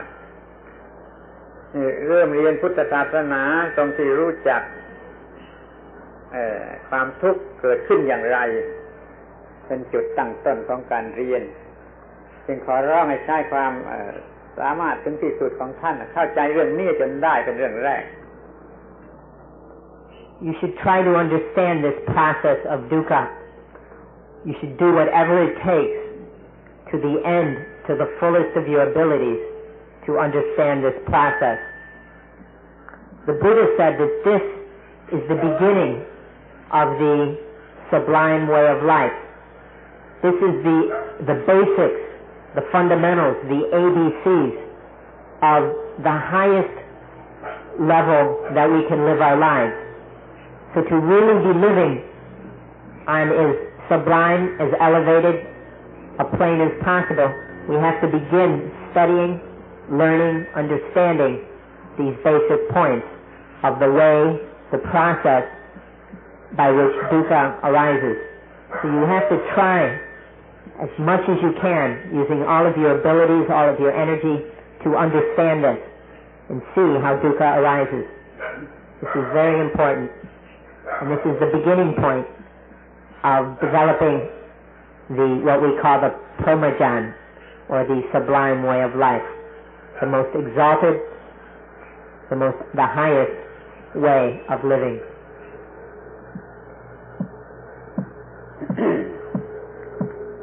เรื่องที่ควรจะทราบไว้เสียด้วยเลยว่าถ้าท่านจะเห็นพระพุทธเจ้าท่านต้องเห็นความจริงข้อนี้เห็นตัวเห็นร่างกายพระพุทธเจ้ายังไม่มีประโยชน์พระพุทธเจ้าแต่ว่ายังไม่มีประโยชน์คือยังไม่เห็นพระองค์แท้จริงถ้าเห็นธรรมะข้อนี้ความทุกข์เกิดขึ้นอย่างไร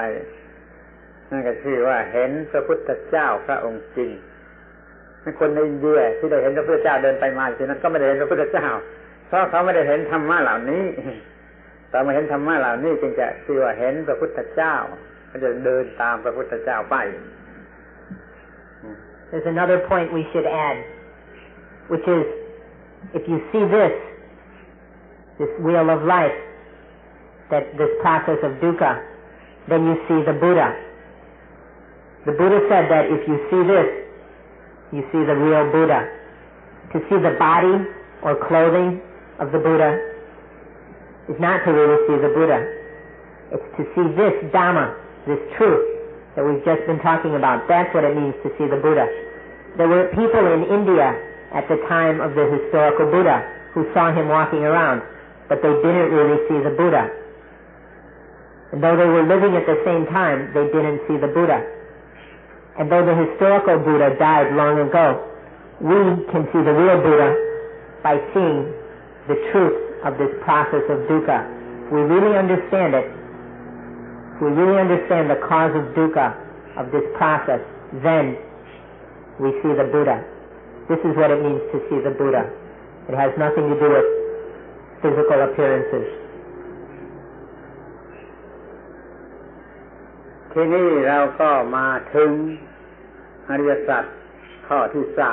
3เรียกว่านิโรธแปลว่าความดับข้อนี้ไม่ยากเลยถ้าท่านเห็นว่าความทุกข์เกิดมาจากตัณหาการดับทุกข์ก็คือการดับตัณหาถ้าเห็นว่าไอ้ความทุกข์เกิดมาจากอุปาทานดับทุกข์ก็คือดับอุปาทานถ้าเห็นว่าความทุกข์มีต้นตอที่เกิดคืออวิชชามันก็ได้แก่การดับอวิชชานั้นเสียทั้งการดับทุกข์ก็คือดับอุปาทานเสียก็ได้ดับตัณหาเสียก็ได้ดับอวิชชาเสียก็ได้นั่นแหละคือความดับทุกข์ So we've spoken about the first two Ariya Satya, now the third one, which is called Nirodha or Nirodha. Nirodha is extinction, the going out of dukkha, the end of dukkha. Now if you understood what we were saying just now,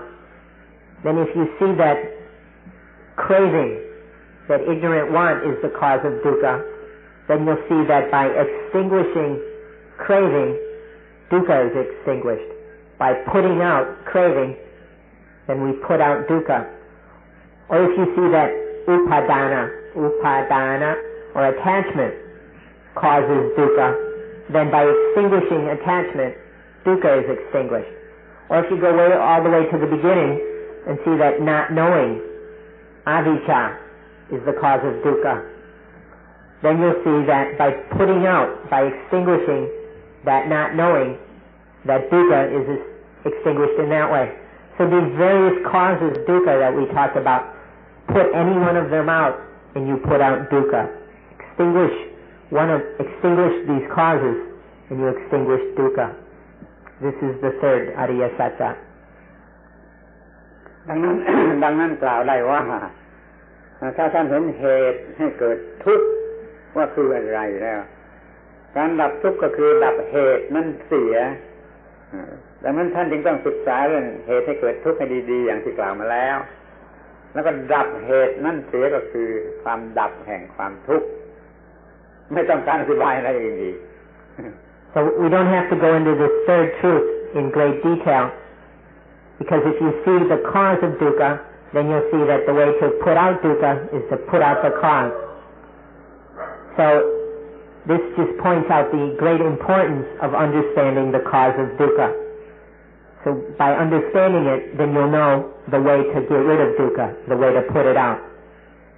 So we're not going to say any more about this third Ariya Satya, but just to emphasize that you need to understand the second truth, that is the cause of dukkha. And then the third truth, the extinction of dukkha, will follow from that one. And it will be easy to understand the third truth once the second one is understood. ทีนี้ก็มาถึงอริยสัจข้อที่4เรียกว่ามรรคมัคคะแปลว่าทางก็คือทางปฏิบัติคำว่าปฏิบัติแปลว่าเดินไปทางปฏิบัติเพื่อให้ถึงความดับแห่งความทุกข์ Now we come to the fourth Ariya Satya, which is Magga. Magga means path or way. And this is what we must practice. By practice we mean to walk along that way. And by walking this way of the fourth noble truth, then we extinguish dukkha. We put out dukkha. คำว่าทางก็คือว่าทางของการปฏิบัติไปให้ถูกทางเพื่อไปสู่ความดับทุกข์ถ้าพูดให้มันธรรมดาก็เรียกว่าการดำเนินชีวิตอยู่อย่างถูกต้องมันก็เป็นทางอยู่ในตัวชีวิตนั่นเองการปฏิบัติอยู่อย่างถูกต้องย่อมเป็นหนทางอยู่ในตัวชีวิตนั่นเองปฏิบัติถูกต้องตามหลักที่เรียกว่าอริยมรรคมีองค์8รวมเรียกชื่อว่ามัชฌิมาปฏิปทาเนี่ยทางสายกลาง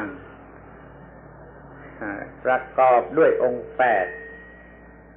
เอาที่ก่อน So the way to this path that we must follow, we can be this, another way we can say it is, or to follow that path is to live rightly, to maintain one's life in correctness, to follow the path correctly. So there's this, when our life is correct and proper and right, and when life is fully established and maintained in correctness, then there is this path, which we call the Ariya Magga, the noble path, which has 8 factors. It's one single path with 8 factors. So to maintain oneself in rightness is to follow this path, this noble path, which has 8 factors. We can also call it the Majjhima Patipata, the middle way, the way that is balanced between various extremes. And so to be right and correct in life is to be on this path, which has 8 factors. This is the fourth noble truth. ใจความสำคัญก็อยู่ที่คำว่ากลางอยู่ตรงกลางไม่ตึงไม่หย่อนไม่ตึงไม่หย่อนเรียกว่าอยู่ตรงกลางไม่เปียกแล้วก็ไม่แห้งก็อยู่ตรงกลางกระทั่งว่ามันไม่สุดเวียงซ้ายขวาใดๆ The important point here is the word middle. To be in the middle, to be in the center. To not be too strict or too loose, too tight or too loose, or to not be wet or dry, but to be in the middle. To not go to the extreme left or the extreme right, but to be in the middle. This is the important part of being right, to be in the middle, not off in the extremes. คำว่ากลางกลางนี่ไม่มีความหมายลึกมากทีเดียวอาจจะเกินจำเป็นที่จะเอามาพูดก็ได้จะเสียเวลาก็ได้นะแต่ถ้าจะบอกเป็นคร่าวๆก็ว่ามันกลางไปถึงกับว่าไม่อันนี้หรือไม่อันนั้น ไม่อันนี้แล้วก็ไม่ใช่อันนั้นมันอยู่ตรงกลางคือปฏิจจสมุปบาทอิทัปปัจจยตาสิ่งทั้งหลายเป็นไปตามเหตุตามปัจจัยอยู่อย่างนี้อย่างนี้อย่างนี้อย่าไปเรียกมันว่าอย่างนี้หรืออย่าไปเรียกมันว่าอย่างนั้นให้มันเป็นอิทัปปัจจยตาเป็นไปตามเหตุปัจจัยอยู่ตลอดไปอย่างนี้ก็เรียกว่ากลางที่สุด This word middle has all kinds of different meanings, and we don't really have time, or we don't really need to go into all of them.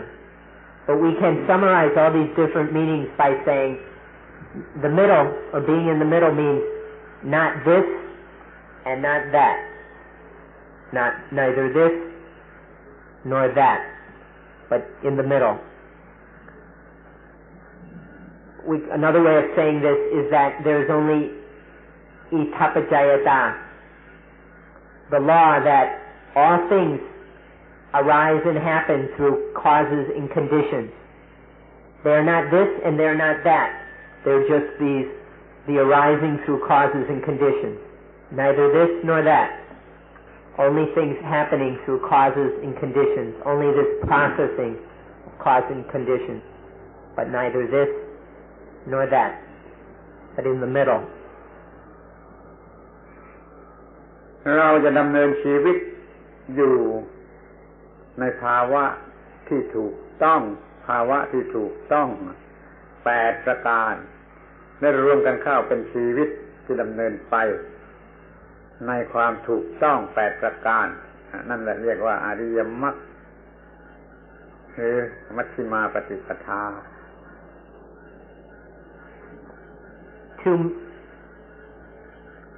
To live life or walk life or follow life in a state of correctness and rightness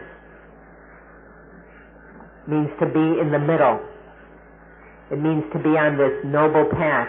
which has eight factors or 8 aspects. So it is by fulfilling these 8 aspects or factors that one is in the middle, or that one is on the noble path. This is what it is to follow and live the Noble Eightfold Way, to maintain in a state or condition of rightness. อย่าได้ฟังผิดหรือเข้าใจผิดว่ามันมี8ทางมันมีทางเดียวเท่านั้นงั้นแต่ประกอบไปด้วยองค์ประกอบ8องค์8องค์รวมเข้าเป็นทางเดียวเหมือนกับเชือกเส้นหนึ่งมันมี8เกลียวก็ไม่เป็นเชือกเส้นเดียวไม่ใช่8เส้นมรรคมีองค์8นี่ก็เหมือนกันมีทางเดียวไม่ใช่8ทางเข้าใจอย่างนี้ก่อน Please don't listen incorrectly or misunderstand and think that there are 8 paths. There are not 8 paths. There is only one path. There is one path which has 8 components or 8 factors, but there is only one path. It's like a rope that has 8 strands, and the 8 strands are woven together into one single rope. And so it is that there is one path, one noble path, which has 8 components or factors, which must come together, or which are together inseparably in the one noble path. เปรียบเหมือนทางที่เดินจากเมืองนี้ไปสู่เมืองโน้นเมืองไกลเดินทางไกลทางมันเส้นเดียวแต่มันต้องมีองค์ประกอบหลายอย่างจึงจะเดินได้เช่นต้องมีแผนที่แนวทางมันก็ต้องมีสะพานบ้างมีอะไรที่ทำให้มันเดินไปได้ถ้ามันมีแม่น้ำมันก็ต้องมีสะพานหรือมันใกล้มันต้องหาอาหารกินได้มันมีการคุ้มครองให้ไม่ต้องมีโจรหรือให้คุ้มครองไม่มีสัตว์ร้ายเช่นเสือเป็นต้นแล้วก็มีทุกอย่างที่จำเป็นแก่การเดินทางนั้นทางเดียวแต่ประกอบด้วยองค์ประกอบที่มีประโยชน์8อย่างการเดินทางก็เป็นไปได้แต่ทางเส้นเดียวไม่ใช่8ทาง We can compare it like this. The noble path is like a road leading from this city to some distant city. It's only one road. There's just one road that goes from here to there. But to travel that road, we need a map. And then we need some bridges, like to go over rivers. And we need some means of protection, say police, to deal with thieves and bandits and robbers. And we need to keep the tigers and elephants and wild beasts away. And then we need food, because it's a long trip. And so it's like this. There's one path, one road. But to travel it, there must be 8 useful things that are 8 useful components to this one road to get from this city to that distant city. So the noble path is like this, just one noble path with 8 very useful components. ยังมีความหมายพิเศษซึ่งควรจะได้ยินเหมือนกันว่าทางเดียวนะคนเดียวทางเดียวสำหรับทางนี้เส้นเดียวสำหรับคนเดียวเดินของใครเดินแทนกันไม่ได้เรียกว่าคนเดียวเดินแล้วก็ไปสู่จุดหมายปลายทางเพียงอย่างเดียวเพียงสิ่งเดียวคือนิพพานจุดหมายนั้นมีอย่างเดียวคือนิพพานคนเดียวเดินทางเส้นเดียวนี่เรียกว่าทางเดียว There's another very special meaning which you maybe have heard before. There's a single path for a single person. This single path can only be walked by this single person. Nobody can walk that path for that person. There's just the one path for this one person. Not only is there the single path for the single person who must walk that path, that single path, but there is a single destination for that person on that path. And that single destination is nibbana. It's the coolness of the extinction of defilements in dukkha. So there are these 3 single things: single path, single person, or single traveler, and the single destination, nibbana. ทีนี้เราก็มาพูดถึงองค์ประกอบ8องค์กันต่อไปคือความถูกต้องแต่ละอย่าง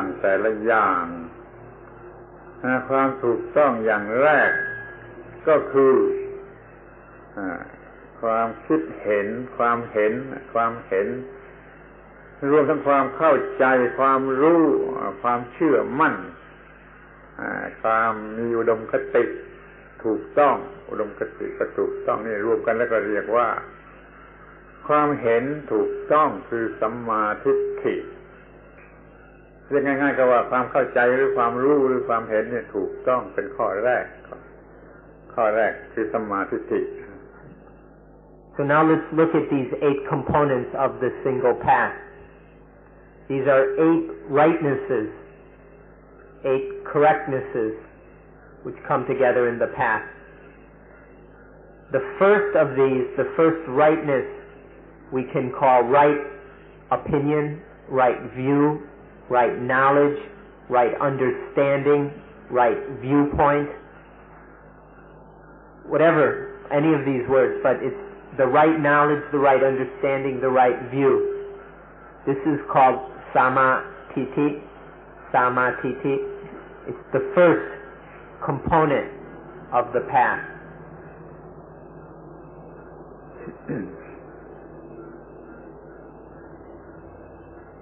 สัมมาทิฏฐิต้องมาก่อนเพื่อให้รู้เรื่องที่ควรรู้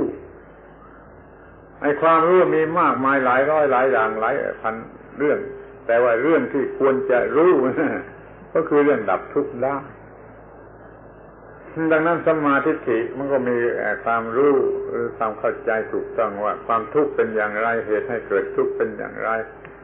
ความไม่มีทุกข์เป็นอย่างไรทางถึงความดับทุกข์นั้นเป็นอย่างไรก็คืออริยสัจสี่สัมมาทิฏฐิก็รู้เรื่องอริยสัจสี่เป็นการล่วงหน้ารู้สิ่งที่ควรรู้คือรู้สิ่งที่ดับทุกข์ได้นี่เรียกว่าสัมมาทิฏฐิ This samatiti, right knowledge, right belief, right understanding, has to come first. There are all kinds of knowledge in the world, but right knowledge is just the knowledge that it takes for the noble to follow the noble way. And so this right knowledge that we begin with is the knowledge that we can extinguish dukkha. This is right knowledge, right understanding, right belief.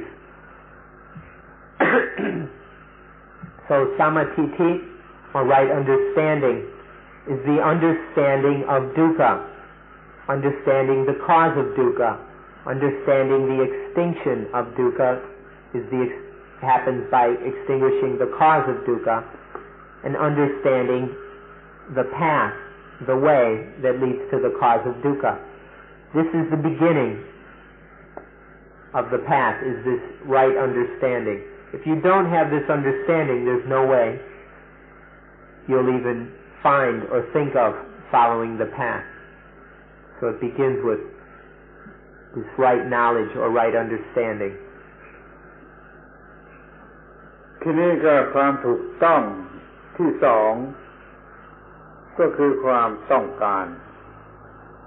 เรียกว่าสัมมาสังกัปปะถ้าเรามีสัมมาทิฏฐิเรารู้อะไรเป็นอะไรอะไรเป็นอะไรครบถ้วนหมดทุกอย่างแล้วเราก็รู้จักต้องการให้มันถูกต้องว่าควรจะต้องการอะไรเดี๋ยวนี้เราก็ต้องการจะดับทุกข์นั่นเองสังกัปปะนี่เป็นความต้องการด้วยวิชชาโลภะหรือตัณหาเป็นความต้องการด้วยอวิชชาอย่าเอาไปปนกันความต้องการนี่เรียกว่าต้องการเหมือนกันแต่ถ้าต้องการด้วยอวิชชาต้องการด้วยตัณหาแล้วมันก็เป็นความต้องการผิดอย่างนี้เป็นความต้องการด้วยสติปัญญาไม่เรียกโลภะไม่เรียกตัณหาแต่เรียกว่าสังกัปปะถ้าอยากมีความรู้ดีช่วยจำคำนี้ไว้ด้วยว่าสังกัปปะนั้นเป็นความต้องการที่ควรจะต้องการถ้าเป็นความโลภหรือเป็นต้องการโดยตัณหาไม่เป็นความต้องการที่ไม่ควรมี ความต้องการที่ควรมีก็ต้องการด้วยวิชชาด้วยปัญญาคือรู้เรื่องต่างๆแล้วถูกต้องแล้วเป็นสัมมาทิฏฐิแล้วความต้องการก็เกิดขึ้นโดยอนุโลมแก่สัมมาทิฏฐิมันจึงเป็นความต้องการที่ถูกต้องที่ต้องการที่จะออกจากความทุกข์นั่นเอง The next component is right want, right intention. Sama sankappa, When there is right understanding, then we know what we should want. We want to stop dukkha. We want to extinguish dukkha. This is right want, or samma sankappa. It follows from right understanding. Without right understanding, there cannot be right want or right intention. So when we understand about dukkha and the end of dukkha and the path leading to the end of dukkha, then we have the right want to end dukkha and to do what we have to do to end dukkha. This is right wanting. Now don't go and confuse this with greed, lust, and craving, which are all, we can also call want, but those are stupid or ignorant want, which leads to dukkha and are based in ignorance and foolishness and delusion rather than in knowledge and correct understanding. So there is right intention or right want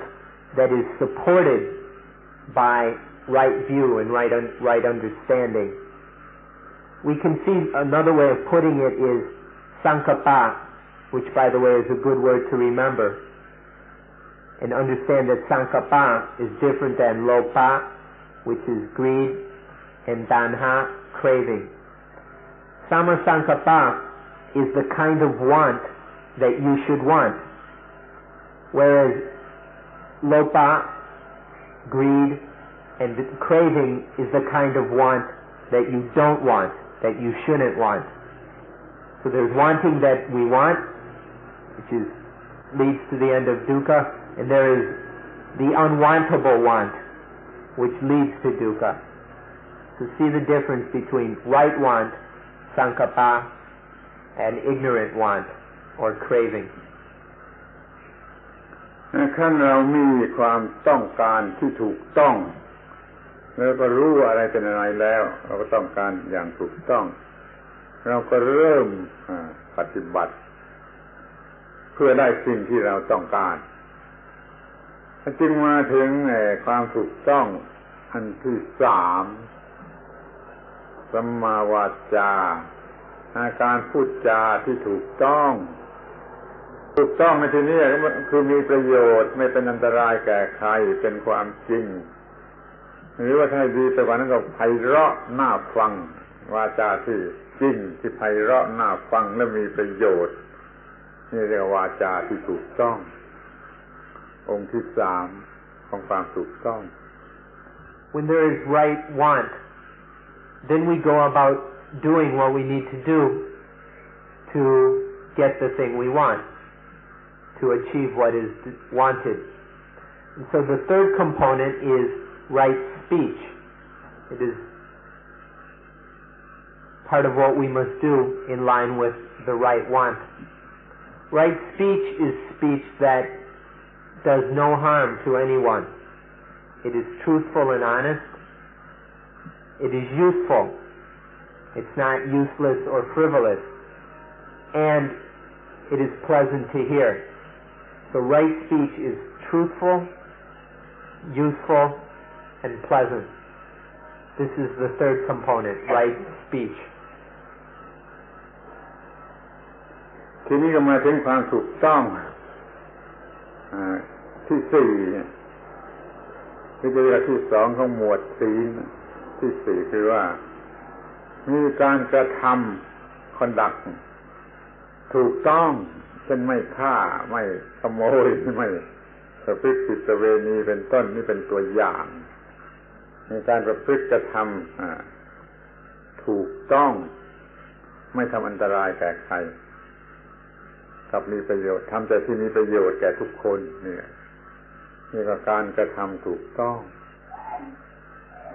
The first two components, right view or right understanding, and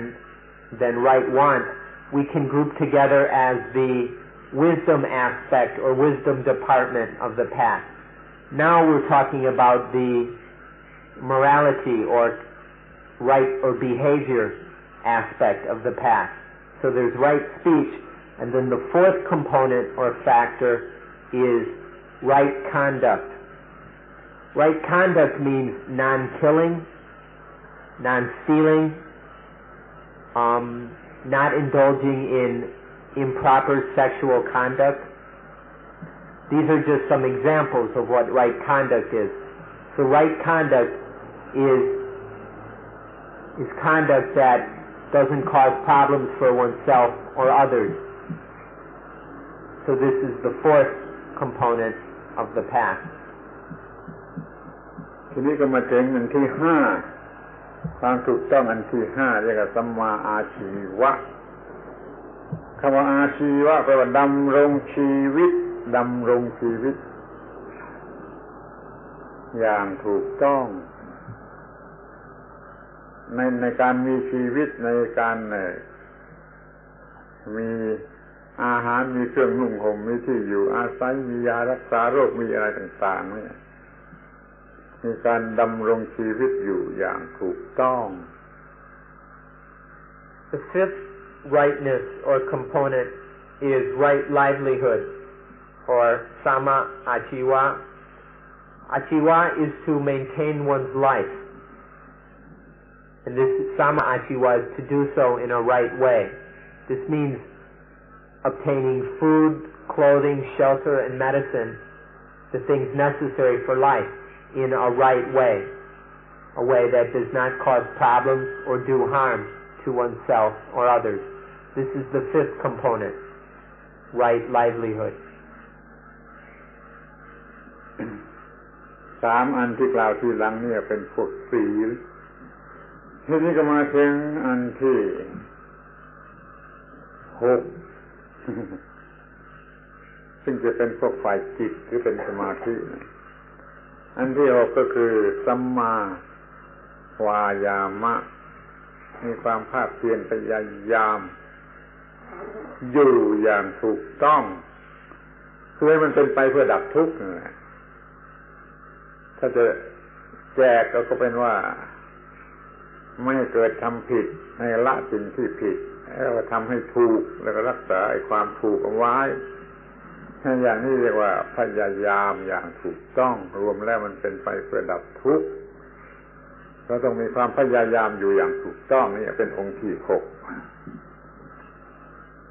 Now the three factors we just spoke about make up the group that is right conduct or sila, morality. Now we come to the group that we can call meditation, which is the mental, the mind aspect of the group or aspect of the path. So the sixth component, the first one of the mental group, the meditation group, is right effort, sama vayama.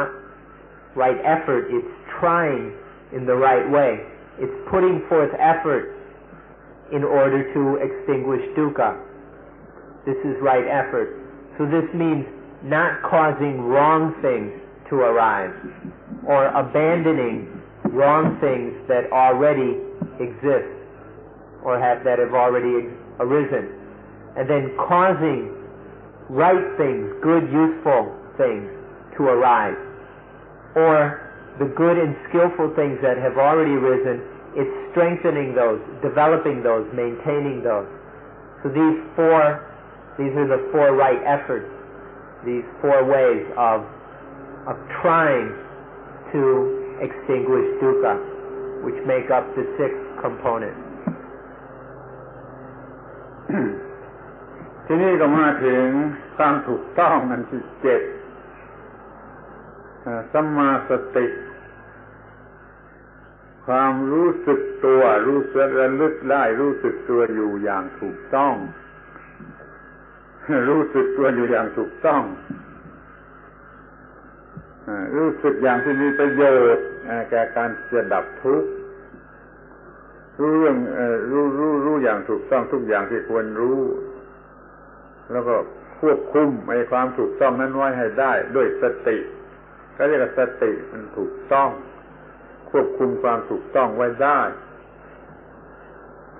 เช่นสติปัฏฐานสี่ที่เราเรียกว่าอานาปานสติภาวนานั่นน่ะ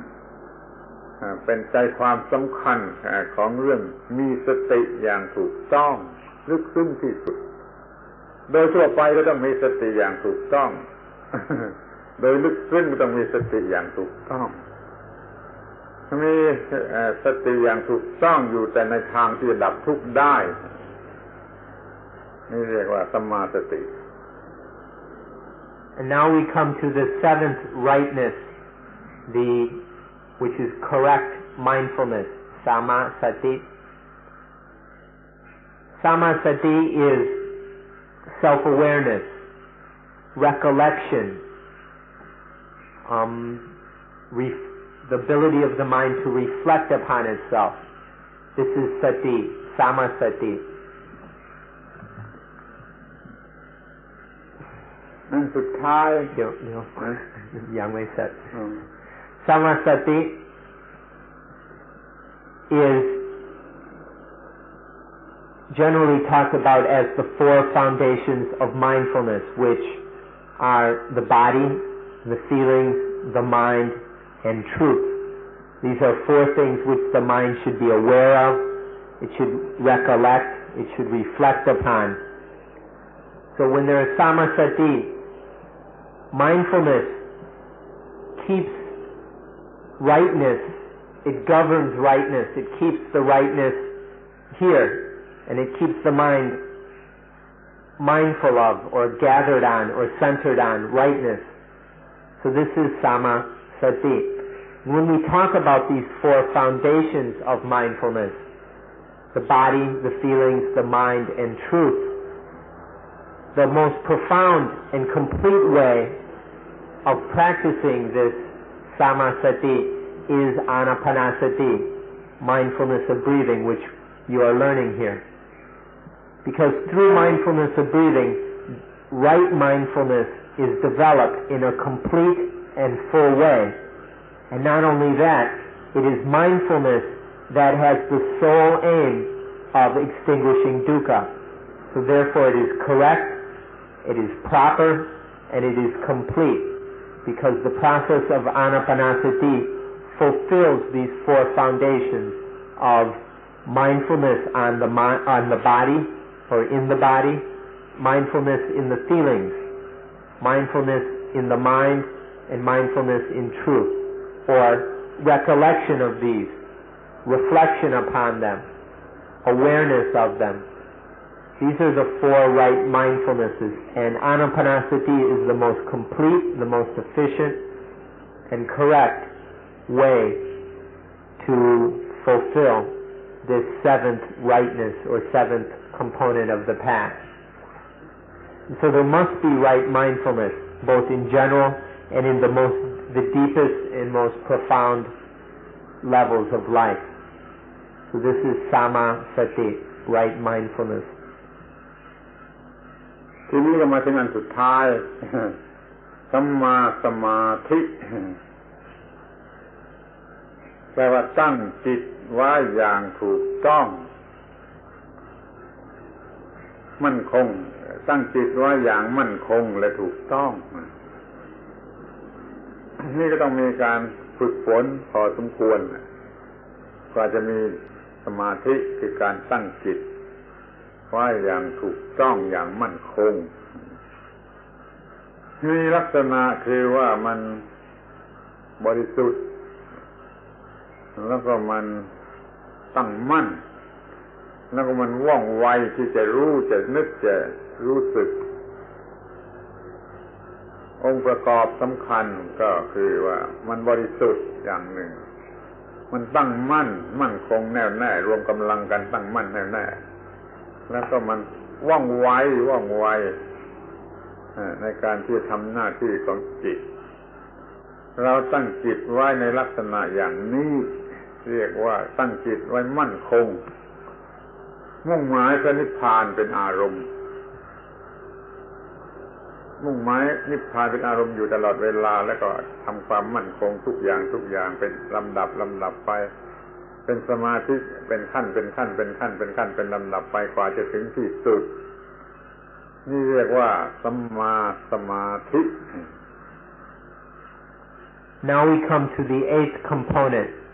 which is samadhi or right samadhi. Samadhi means to set or found the mind, established the mind securely and correctly. This is Sama Samadhi, to securely, correctly establish, to set up the mind, to found it, to ground it securely and firmly. Sama Samadhi has three components or characteristics. The first one is purity. The mind that is Sama Samadhi is pure. The mind is pure. The second is steadiness, stability. So the mind is steady and stable. And the third is agility, alertness, activeness. So then the mind is agile, alert, very skillful, active. So Sama Samadhi is to securely establish and correctly establish the mind. And then it is pure, steady, stable, and active. And Sama Samadhi has as its object or aim Nibbana, that is the extinction of the fires of dukkha. And so Sama Samadhi is just step-by-step development of samadhi towards the mind that is well established, that is securely grounded, and then which aims, which focuses itself, directs itself towards Nibbana. This is Sama Samadhi. ท่านจะเห็นได้แล้วว่ามันมีแปดองค์ประกอบสัมมาทิฏฐิองค์แรกนะเป็นผู้นำให้เกิดการกระทำที่ถูกต้อง But they all come together in Sama Samadhi, in right Samadhi. Sama Samadhi is the one that cuts the defilements, that destroys the defilements, that puts out dukkha. This is the one that does all that work. And so to aid Sama Samadhi, there are the other 7 rightnesses which are supporters to Sama Samadhi, which does the actual job of cutting through all the problems, through destroying spiritual illness. And so you can see the 8 factors, and then when they come together, then there is Sama Samadhi, which is aimed at Nibbana, which all it sees is just pointed right at Nibbana, and it just cuts through all the defilements with the aid of the other 7 until all dukkha is destroyed, and then there is Nibbana. จะต้องรู้ข้อเท็จจริงต่อไปอีกว่าเมื่อสัมมาสมาธิถึงที่สุดเนี่ยก็ทำให้เกิดอันที่ 9เรียกว่าสัมมาญาณความรู้ที่ถูกต้องเห็นอนิจจังทุกขังอนัตตาจนเกิดวิราคะเกิดนิโรธะด้วยอำนาจของสัมมาสมาธิทำให้เกิดสัมมาญาณะเมื่อเกิดสัมมาญาณะอย่างนี้แล้วก็มีสัมมาวิมุตติหลุดพ้นโดยถูกต้องรวมกันเป็น10ไอ้8องค์8นี่เป็นเหตุ2ข้างท้ายคือญาณะกับวิมุตติเป็นผลเมื่อพูด8ก็คือพูดแต่เพียงเหตุถ้าพูดครบถ้วนก็ต้องพูดถึงผลอีก2รวมเป็น10แต่ว่า2อย่างนั้นมันไม่ไปไหนเสียถ้าเราทำถูกต้อง8ทั้ง2อย่างก็ต้องได้ถ้าพูดให้จบก็ต้องพูดว่ามี10เหตุมี8ผลมี2เราพูดกันแต่เรื่องเหตุก็เป็นสิ่งสำคัญที่ต้องกระทำเหตุและผลไม่ไปไหนเสียจึงพูดกันแต่เพียง8ในอริยสัจ4พูดแต่เพียง8 There's one more fact we have to talk about. When Sama Samadhi is fulfilled, when it's completely developed and established, then it causes samayana, or right knowledge, or right insight knowledge. The samayana is knowledge or insight into the impermanence of all conditioned things,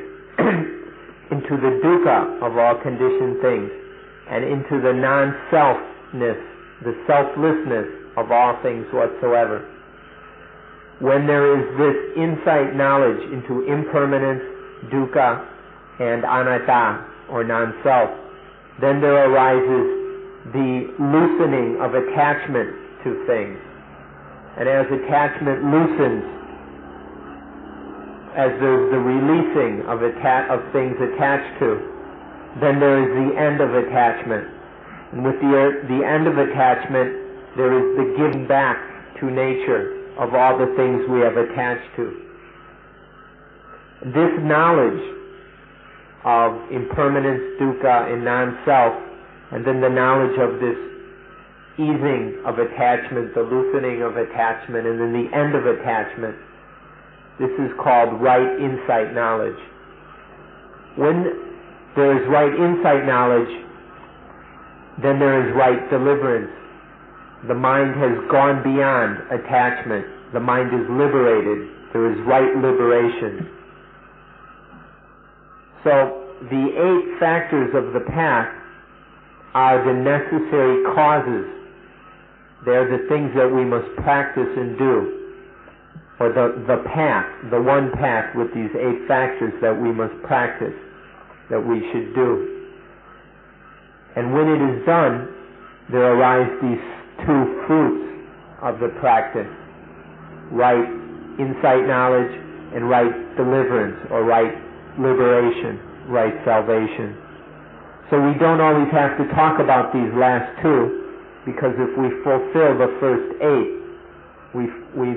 follow the middle way, then these last 2 fruits arise automatically. So this is why we usually just talk about the first 8, because that's all that's necessary for our practice. But to understand completely and to explain it completely, we have to talk about the 10, the 8 causes and the 2 fruits or results. 8 plus 2 is 10,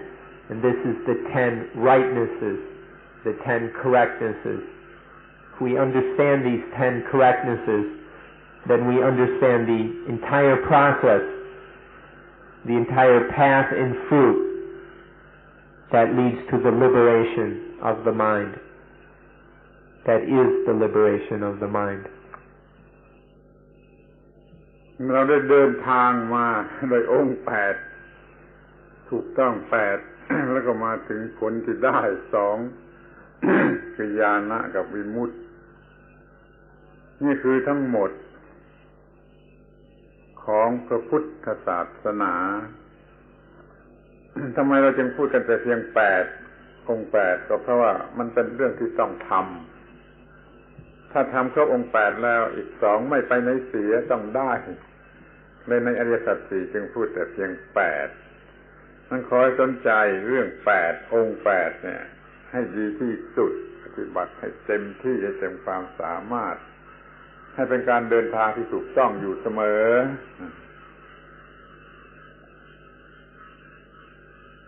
So these 10 things are everything we need to know about Buddhism. But in the Fourth Noble Truth, we speak specifically about the 8, because these are the things we must do.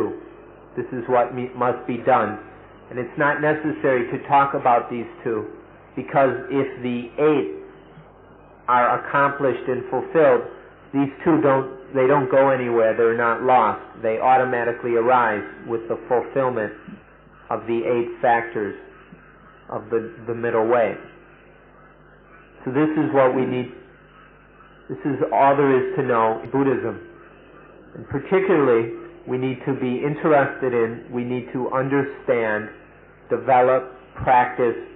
put all our effort, all our attention, all our life into these 8 causes which lead to the 2 fruits. So you should be very interested in this last noble truth. ทีนี้จะมองดูโดยสรุปว่าเราจะดำเนินชีวิตตามมรรคมีองค์8นี่มันพอจะสรุปได้ว่าต่อไปนี้เราจะมีชีวิตอยู่หรือทำอะไรอยู่ด้วยสติ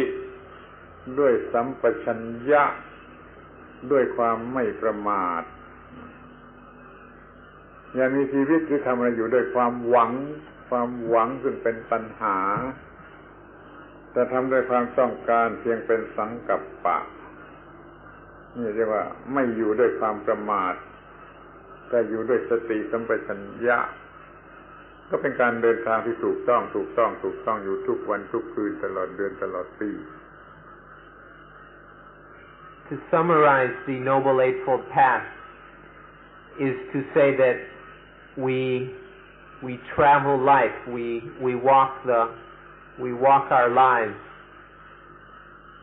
with mindfulness and wisdom in action. Through mindfulness, we're applying the necessary wisdom to every event, every situation, every moment of life. So there is no carelessness. It is a life free of carelessness. When life is lived through craving and desire, then we're not on the path. But when there is right want or sama sankappa, then we're on that path of sati sampajanya, mindfulness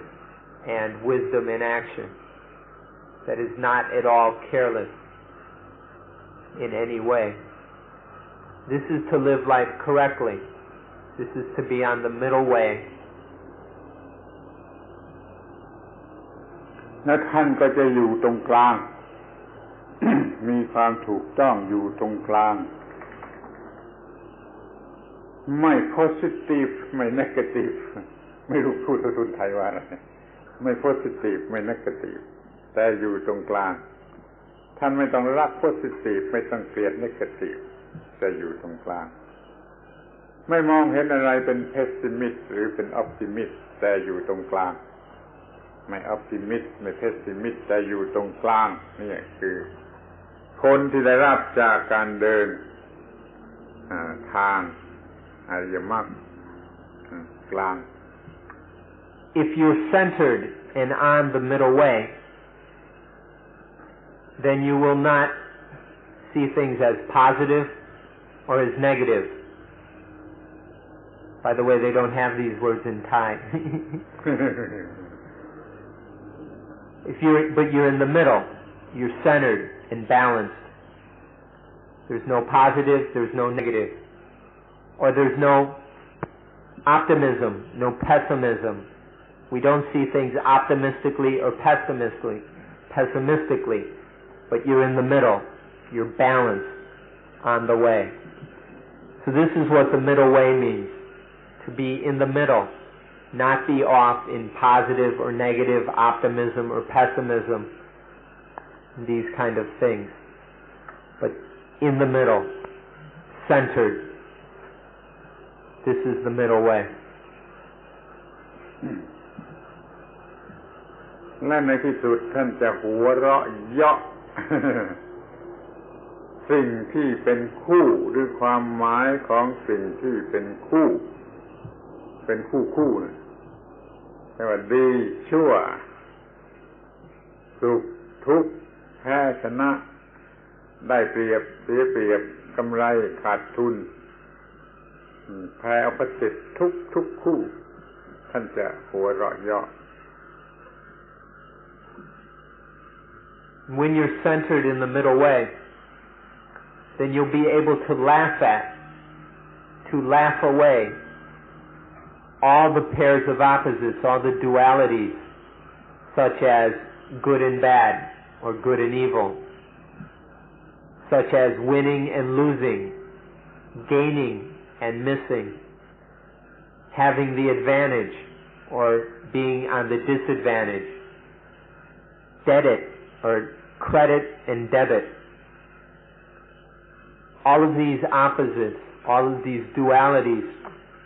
which so much of the world is caught up in, they can just be laughed away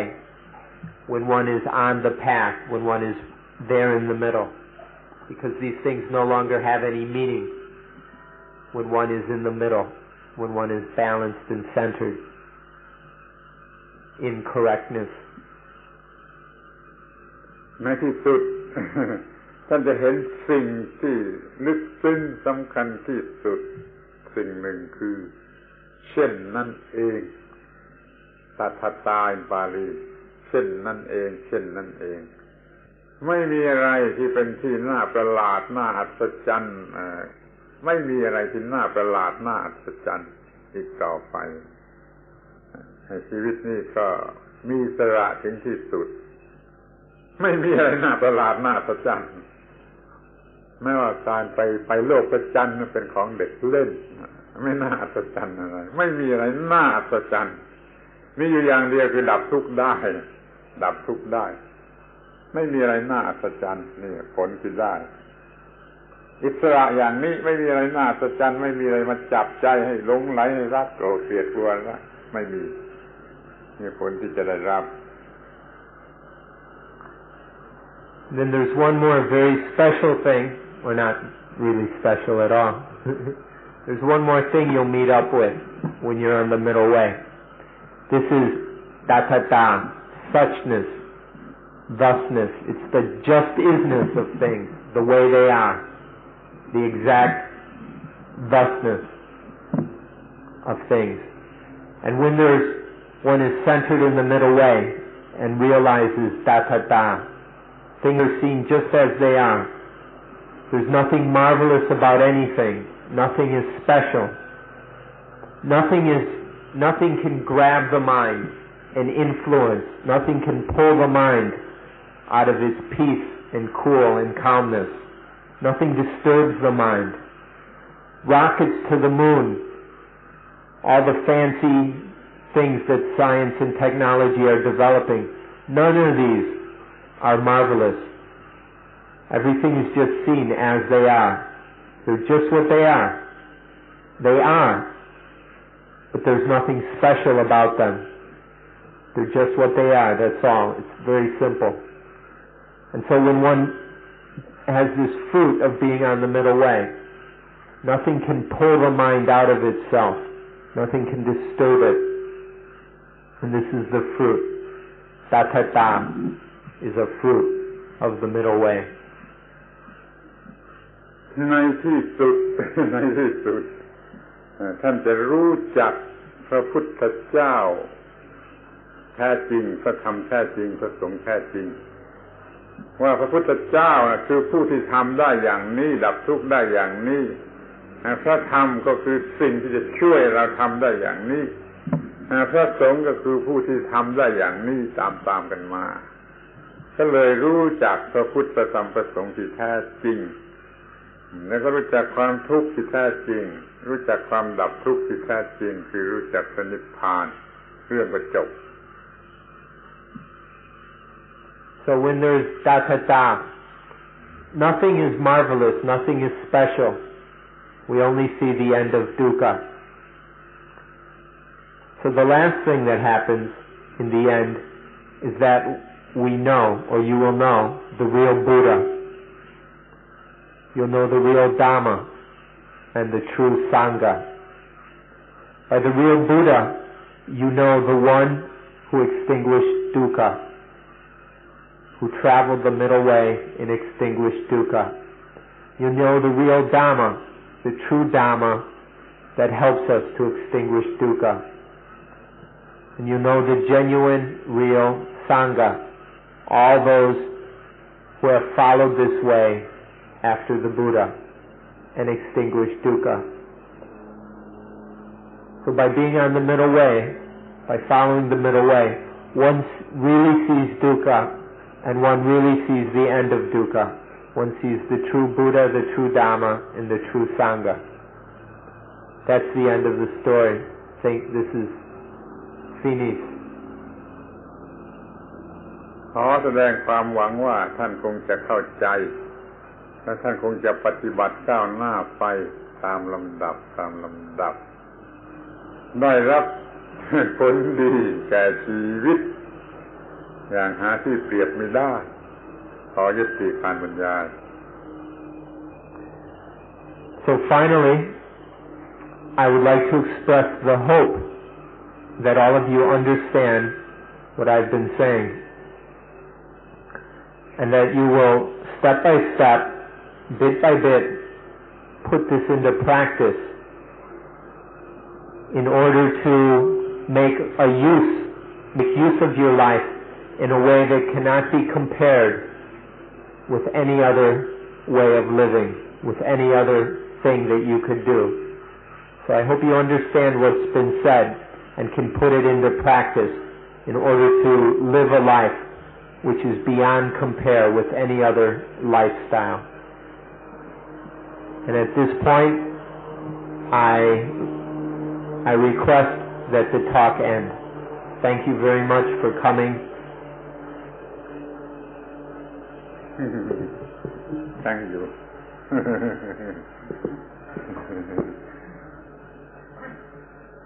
ขอยุติบรรยาย Talk's over. กิเลส